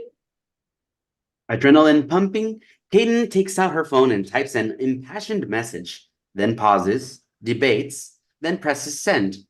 Kaden exits and the lights fade to black. End of scene.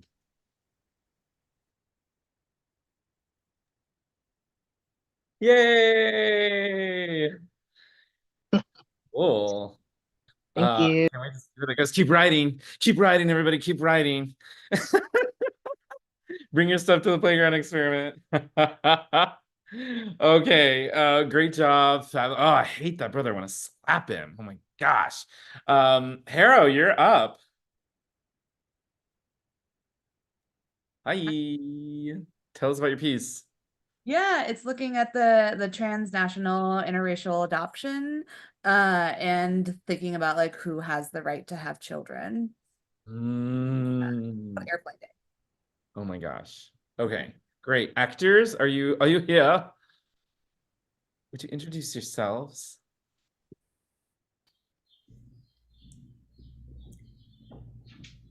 Hi, I'm Sydney. I'm playing Kelly.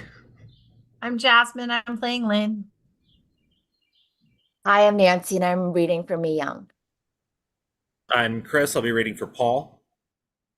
Hey, I'm May. I'm reading for Sangwoo. I'm Sandra, reading stage directions. Yay, Sandra.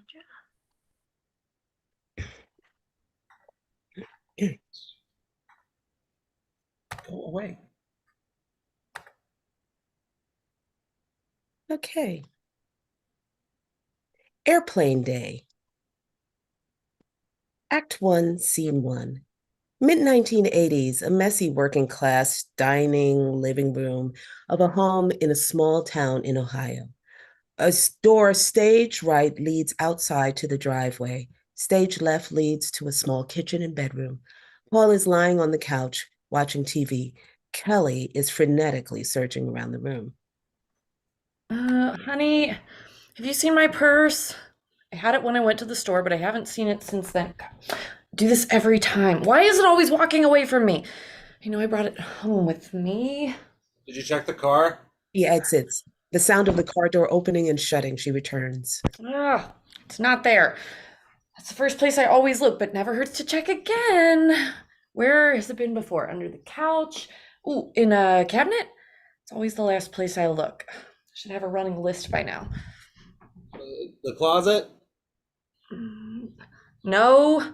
One of these days I'm going to put some kind of bell on it, although I guess that, wouldn't help because I can't find it to ring the bell. Did you check the car? You already said that. I'm running around like a chicken with my head cut off. Can you help me, please? Paul gets up and both look around the house. He quickly finds it hanging on the dining room chair under her coat and hands it to her. There you go. Thank you, honey. Oh, such a mess today. It was right under my nose. Paul sits back on the couch. Kelly pulls out things from her purse, loose receipts, papers, pens, coins, and credit cards. She looks through the various papers. Find what you're looking for? There's a phone number I wrote down here somewhere. Shoot. Really need to clean this out. Did you leave it at school? No, Lynn gave me the number and I wrote it on the back of a receipt. One of these has gotta be it. Here it is. She stuffs the rest of the things back in her purse. Great. What's for dinner?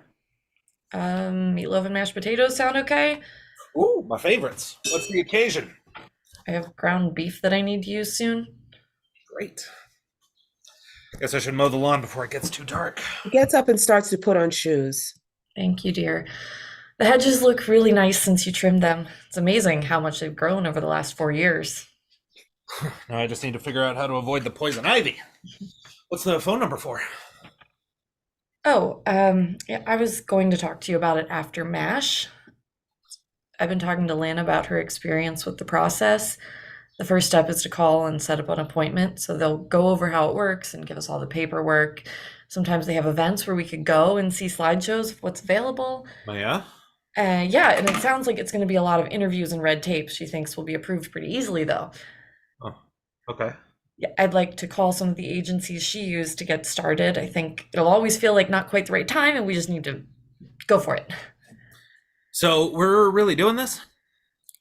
I thought we said we were ready. Okay. If you think we are. Are you having second thoughts? No. We're ready if you say we are. Are you sure? I know it's going to be tight, but with my job at the school now, I think we can make it work.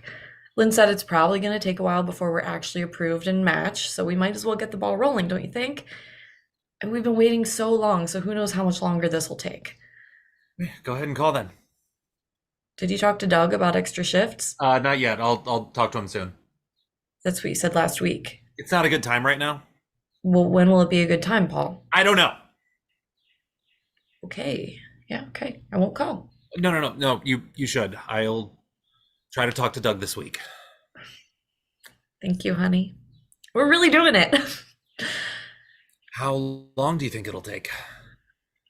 Lynn said it took 8 months to 2 years to be matched. Jeez. I think I'll be more available. Guess that's how long it could take if we were doing it the old-fashioned way.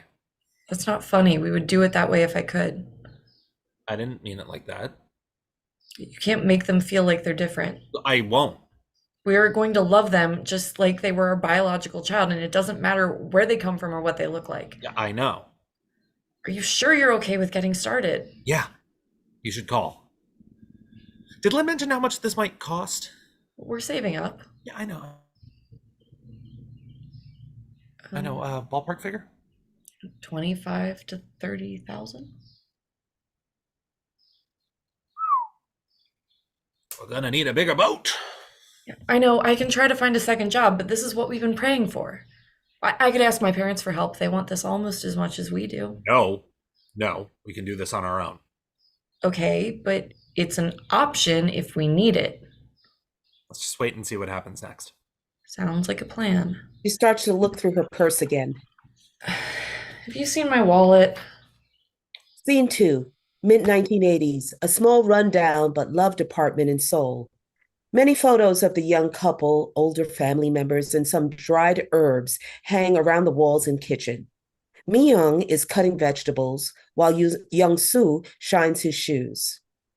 You're gonna rub a hole in those shoes. They need to shine tomorrow.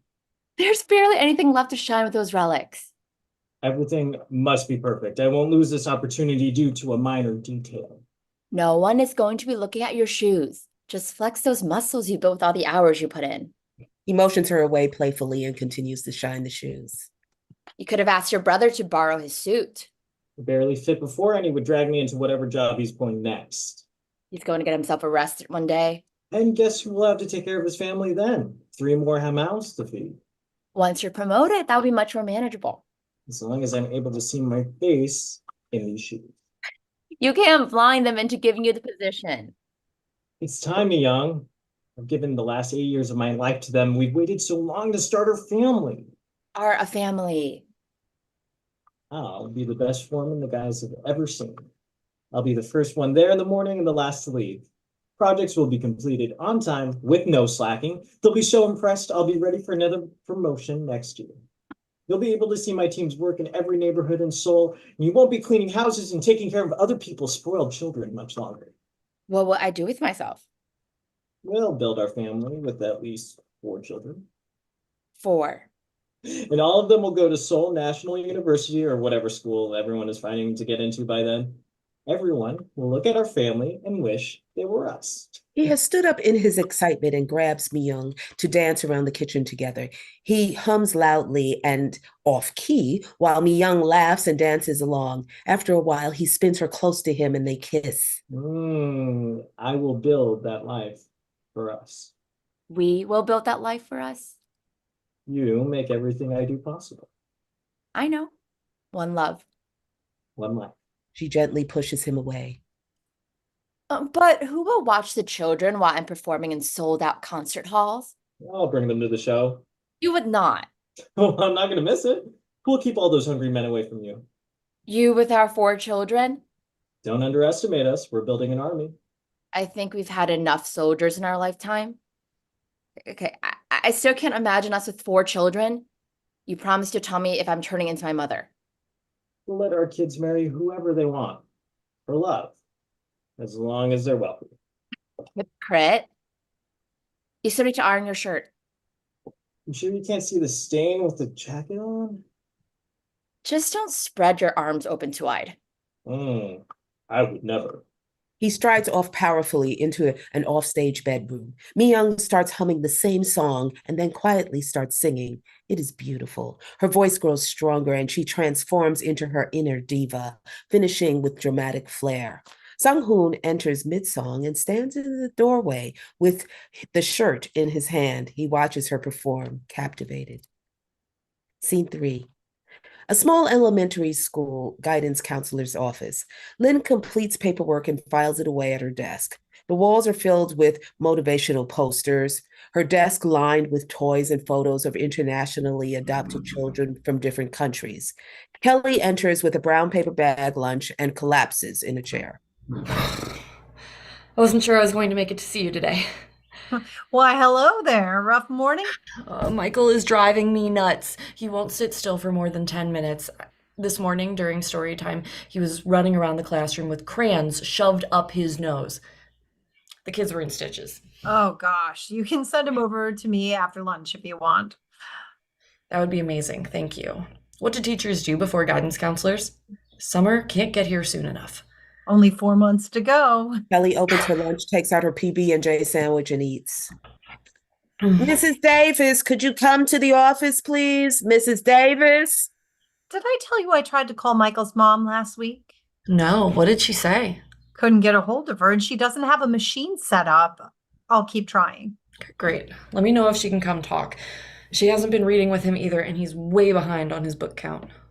Well, I know it's not easy being a single mom, but these women need to pay more attention to their kids, or at least figure out who can help them. We wouldn't be able to keep up with ours if we didn't have the Bible study group. I really need to get Paul and I there next Sunday. It's such a blessing you found those kids. Who knows where they could have ended up? I hope we're doing enough. Bill thinks we might have taken on more than we can chew. You're an amazing mother, and you're doing the best you can given their conditions. It's much better than what would happen if they had stayed where they were born. It's true. How's it going with Paul? Do you think he's ready? He's still dragging his feet. He said I should contact the agency, but he's still hesitating.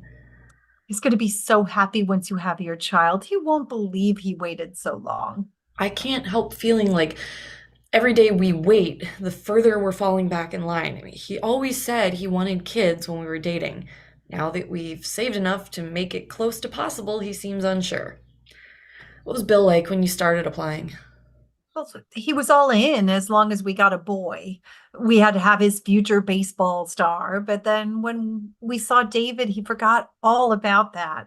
He won't be playing baseball anytime soon with that lung, but Bill still treats him like such a champ. Do you think Bill would be willing to talk to Paul? I think it will mean more dad to future dad. I think so. He let me get away with it a few more times, so I think he'd steer him in the right direction. I'll talk to him. Terrific. Do you think he could do it without Paul knowing I asked? I don't want him to feel ganged up on. Mrs. Davis, you're needed in the office. Mrs. Davis. What could that be about? As long as it's not another lice outbreak. Oh, I cannot go through another round of treatment for 6 children again. You really are a saint. Oh, shush. This is what I was meant to be doing. School bell rings. Kelly packs up the rest of her lunch and heads towards the door. I'll send Michael to you soon. Thanks again. You and Paul should come over for dinner next week, barring any plagues. I'll keep an eye out for locusts. Scene 4. Mi-young and Sang-hoon's apartment the following day. Mi-young is glowing and almost finished cooking a large meal to celebrate. Sang-hoon enters. Nice to know you're home. How did it go? Did you get the anchovies? What did the guy say? Please, Mi-young, I need a moment. Of course, of course. I'm making your favorites tonight. Change out of those clothes and relax. I've got news for you too. Sang-hoon removes his coat and tie. Your brother called. I told him all about your new position. He's very impressed. I'm sure he'll be hitting you up for a job soon. He doesn't deserve your help, but I know you'll try anyway. That's the kind of man you are. Mi-young. And I can't wait to tell the girls they already have crushes on you. Well, maybe this will get Hung soaked if I leave that bum. Mi-young, please. Believe she's still giving him money. All he's doing is gambling it away and coming back for more. You know, I wish she knew she deserved much more than that. Mi-young. Sang-hoon? What's wrong? I didn't get it. Didn't get the anchovies? Didn't get the job. You didn't. They gave it to Jae-won. How could they do that? I don't know. I've been there longer, but I think his father knows someone high up. I'm so sorry, my love. Look, we both know how you deserve it. They have to give it to you next time. There's more. That doesn't sound good. They let me go. Sang-hoon. It looks like they laid off anyone who got raises last year and keeping the new guys. Bastards. Sorry, Mi-young, I'm so ashamed. Look, this is not your fault, Nae-seong. I'm not the man you thought you married. You need to go back and ask them for your job back. Tell them you'll take a pay cut to match the new guys. I can't face them again, Young. Today was humiliating. Enough of this. You are exactly the man I wanted and married. You will eat the delicious meal I made for us tonight, and tomorrow you'll get your job back or find another one. Any company will be lucky to have you. I don't know about that, but I will talk to them tomorrow and start looking for a new job. We need to start cutting back. Let's make this meal last the rest of the week. It smells delicious. You should eat. I'm not feeling very hungry right now. I'm sorry this ruined the evening you planned for us. It's not that. Are you feeling sick? A little. I think it's just a side effect, though. Side effect of Young. This isn't the way I thought I would tell you. Are you sure?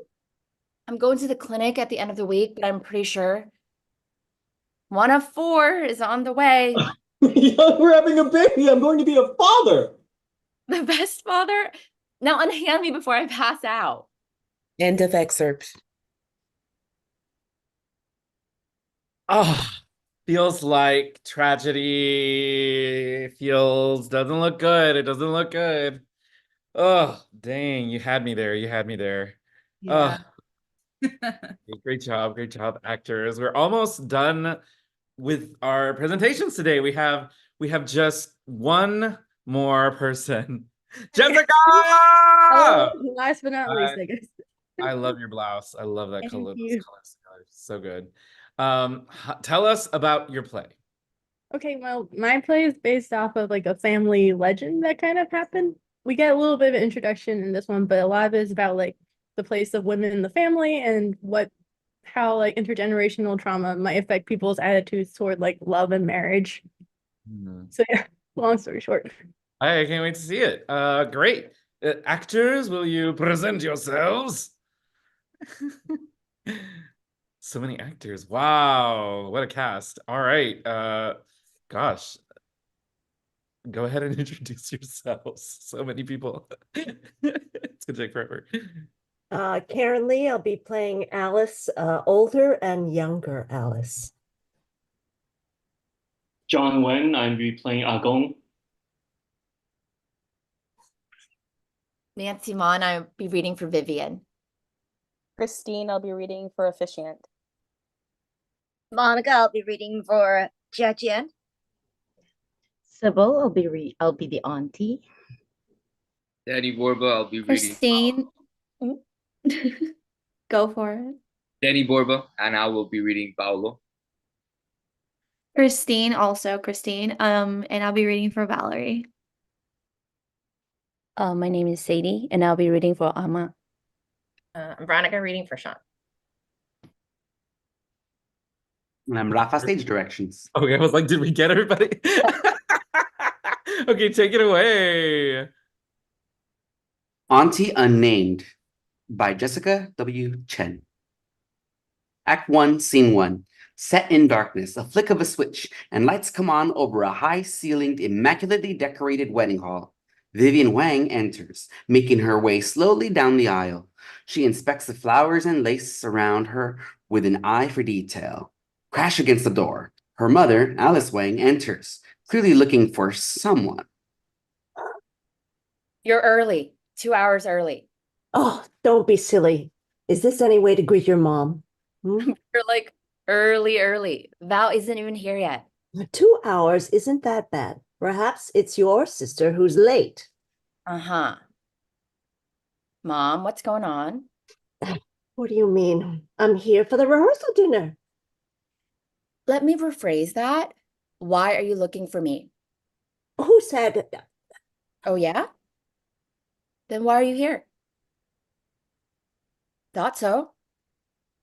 I wanted to talk to you, Meme. If this is about the wedding. No, that's not the. Then what is it? You never come to see me. I do. If only you came to see me more.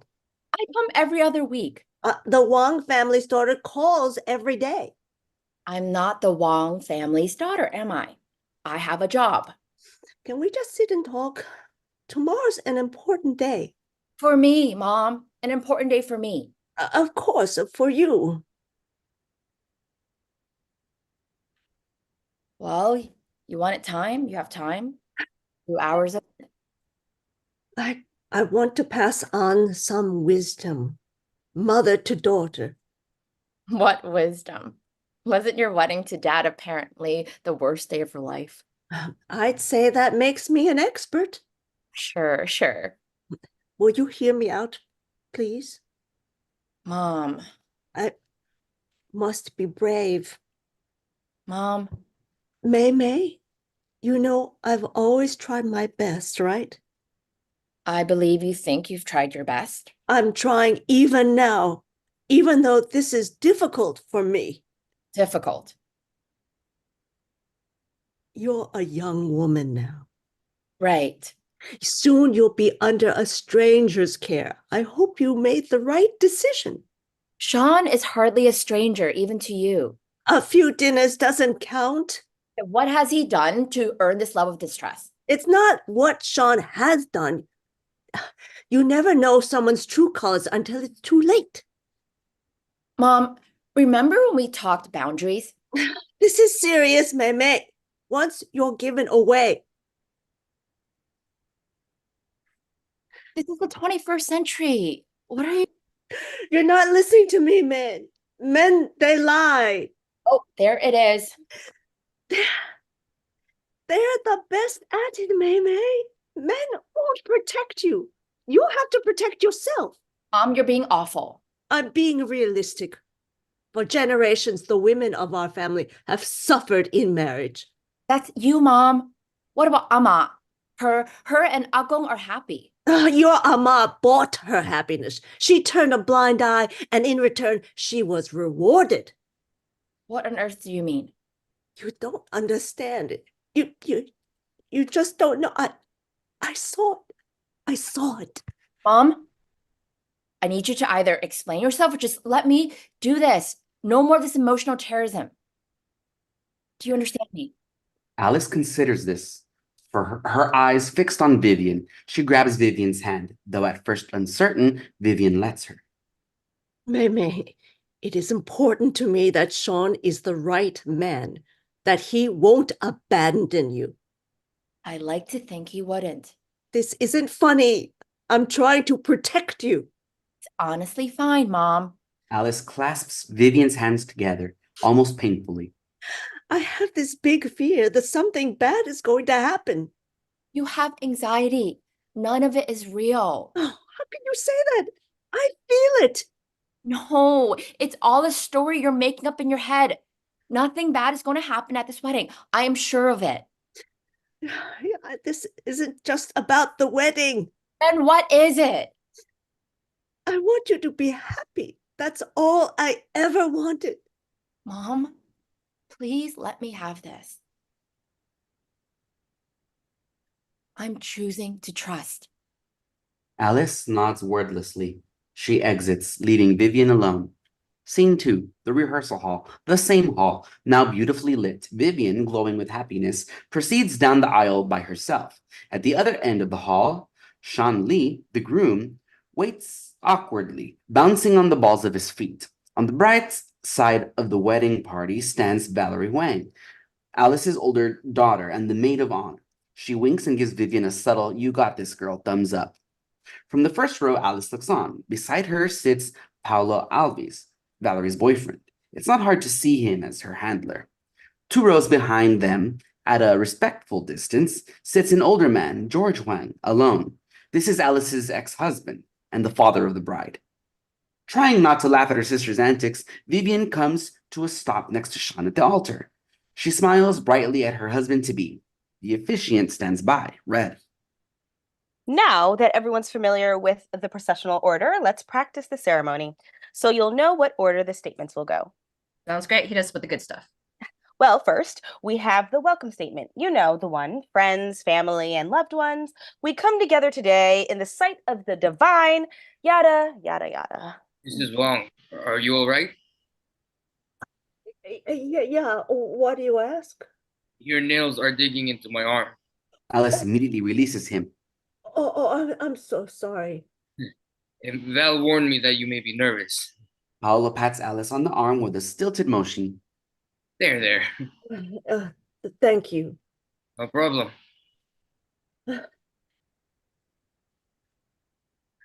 Belly looks gorgeous in that maid of honor dress. I'm surprised. That color is exquisite, to say the least.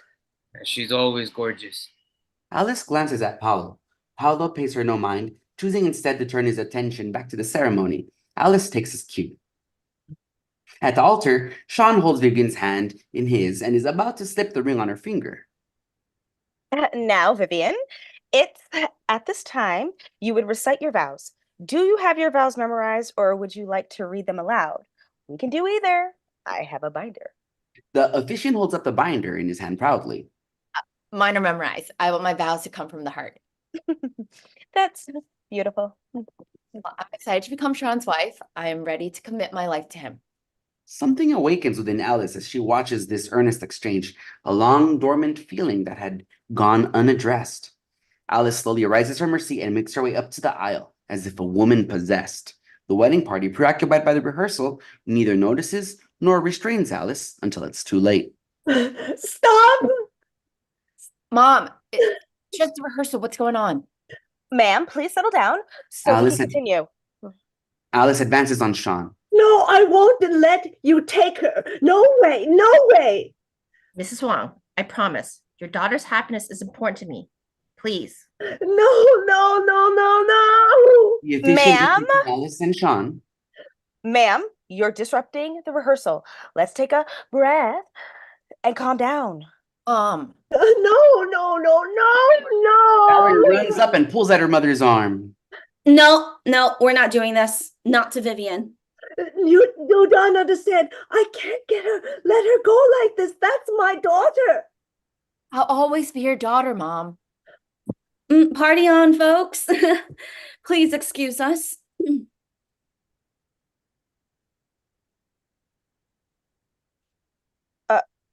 Anyone hungry? Scene 3. A small storage room stuffed with unused flowers and decor, with a stack of folded chairs shoved in a corner. Valerie enters, dragging Alice along. Valerie takes out 2 folding chairs and sets them opposite each other. She seats her mother in one, while she takes the other.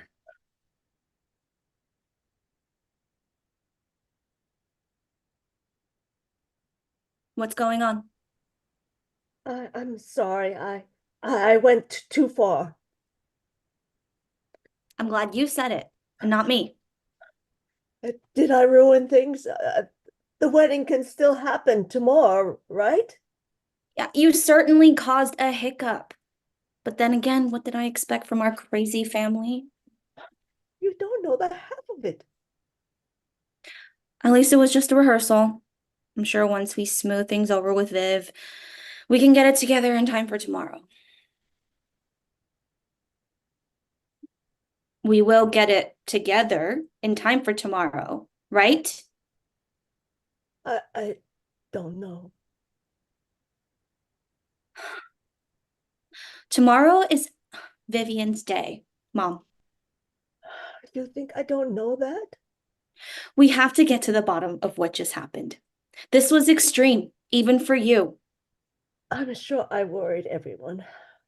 You know, if you can't keep a lid on whatever this is in time for the wedding, you might end up doing something unforgivable.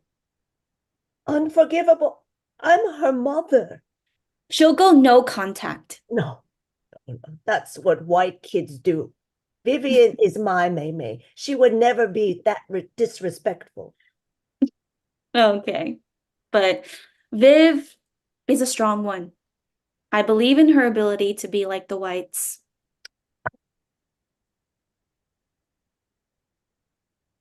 I can do it. Uh-huh. I can. For Maymay. This isn't about you? Yes, not about me. Sean's a good man. You didn't have to come at him the way you did. Yes, he's a good man. Amazing.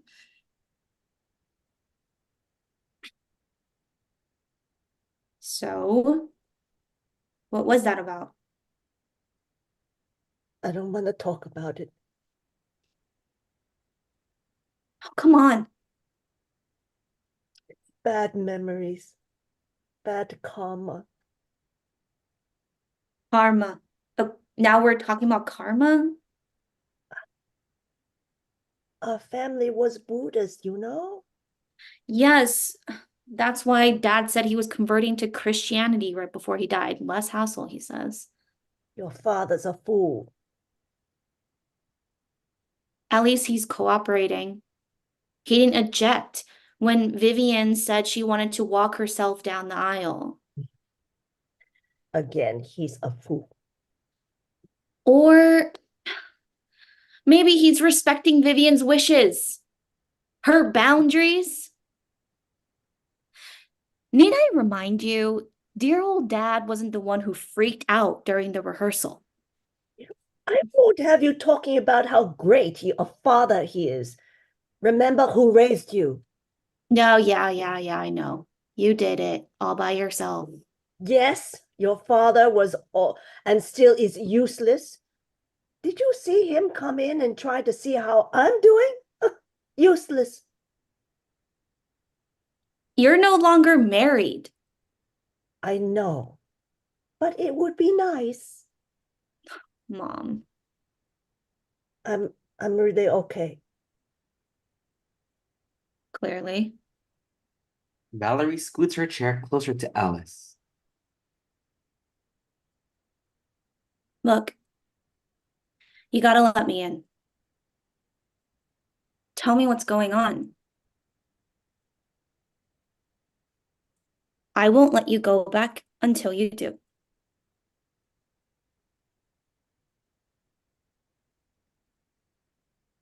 I'm your daughter too.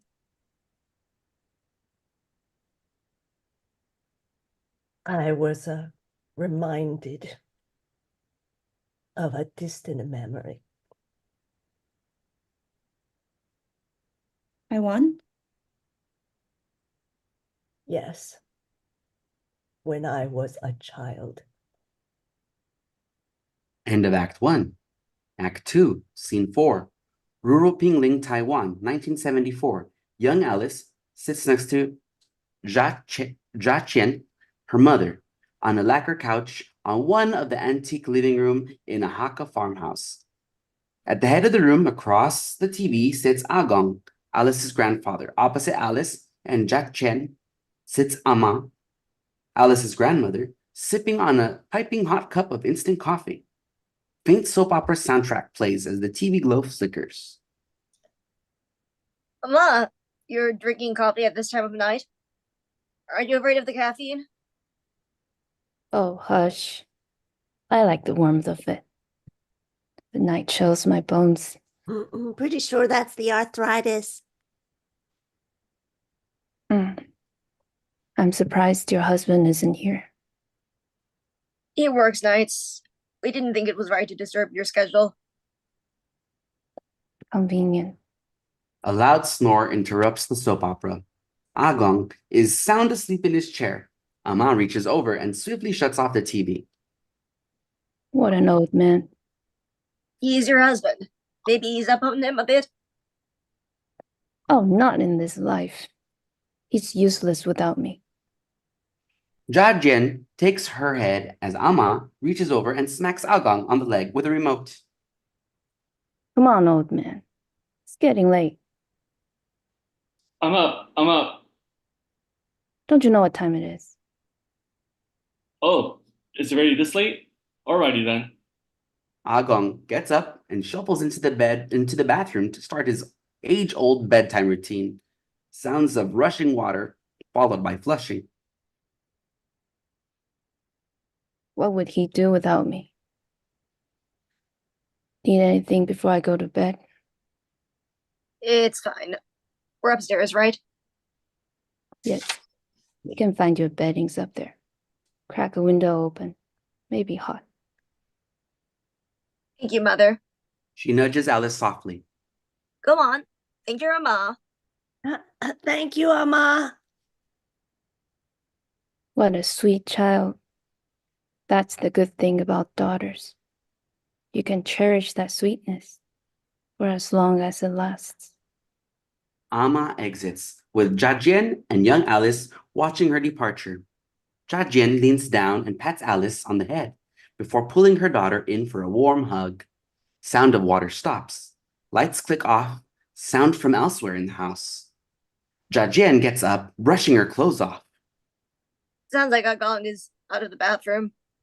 I'm gonna grab it before somebody else does. Good night, dear one. You know your way up? Jiajian exits. Spotlight illuminates a door under the stairs. Young Alice looks over towards the stairs, dread and palpable fear in her demeanor. She takes a timid step toward the stairs, steels herself, and tiptoes slowly over until she crosses in front of the door. Alice freezes. Alice freezes, terrified. It's her. Hello, little mouse. I hear you. Young Alice gives out a strangled yelp before making a run for the stairs, the unnerving giggling following her as she exits.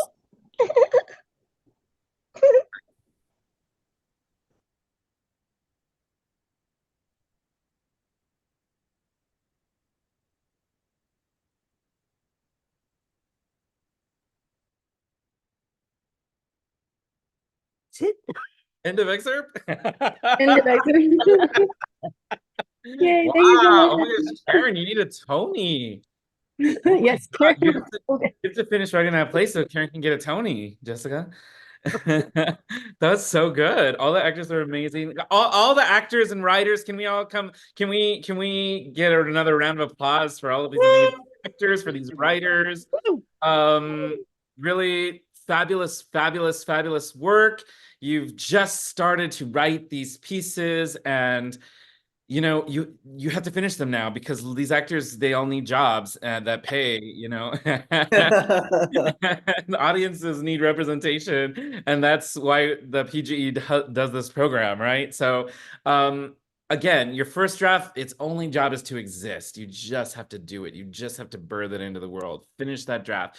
Bring your pages back to the PGE when we do volumes, and let's keep developing these things. Let's see where they go. So keep writing, keep writing, keep writing. Thank you all so much for being here. Actors, thank you for donating your time. Writers, thank you. I'm so proud of you, and all the work you've done. These plays are wonderful, and I can't wait to see where they go. Mike, do you want to leave us with any words before we leave? I'm blown away. Congratulations, writers. You are officially writers at the PGE now. So there's expectation now for you to continue writing. And just we actually did this number. We counted this the other day. We do have our own volumes and we have our development process, but we've figured out we have 7 plays that have started at Voices of America Writers Workshop, have gone on into our development process and into our first read festivals. And some of them have then gone on to have productions around the country. Yes. So please, this is just the beginning.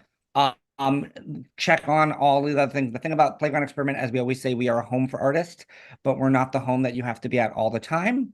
Just one where you need to like get your laundry done, get a nice home cooked meal, or just get your artist soul a little bit filled. So join us. Our next in-person event is on the 24th of June. It's our volume number 214, which means we've done 214 of those crazy things. So please join us if you're in New York. Also, be on the lookout for our next round of information for our Faces of America Monologue Festival, which will submissions will start in July. And if you just need to remind yourself to write, every Tuesday and Thursday we have something called Playdates, where you can go for 1 hour of accountability just to get work done. So tons of ways to participate with the Playground Experiment. Can everybody just unmute yourselves and make huge sweeping screams for David Davila? Oh, for these writers. Writers. Yeah, David. Good job. Amazing. David. The writers. And I also want to just put out there, a lot of the returning writers, actors, and stage directions readers were people that were in Voices of America in the past as alumni. So what's wonderful about this Voices of America community is they even it's like even within the PG community, it's like a sub community of people who really support each other and support each other's work. So thank you all for being a part of this. Thank you, David. Thank you, artists. And let's say goodbye to our virtual audience, all those people that were watching. Thank you. Bye. Sarah, all of I have y'all. to take a screenshot. And don't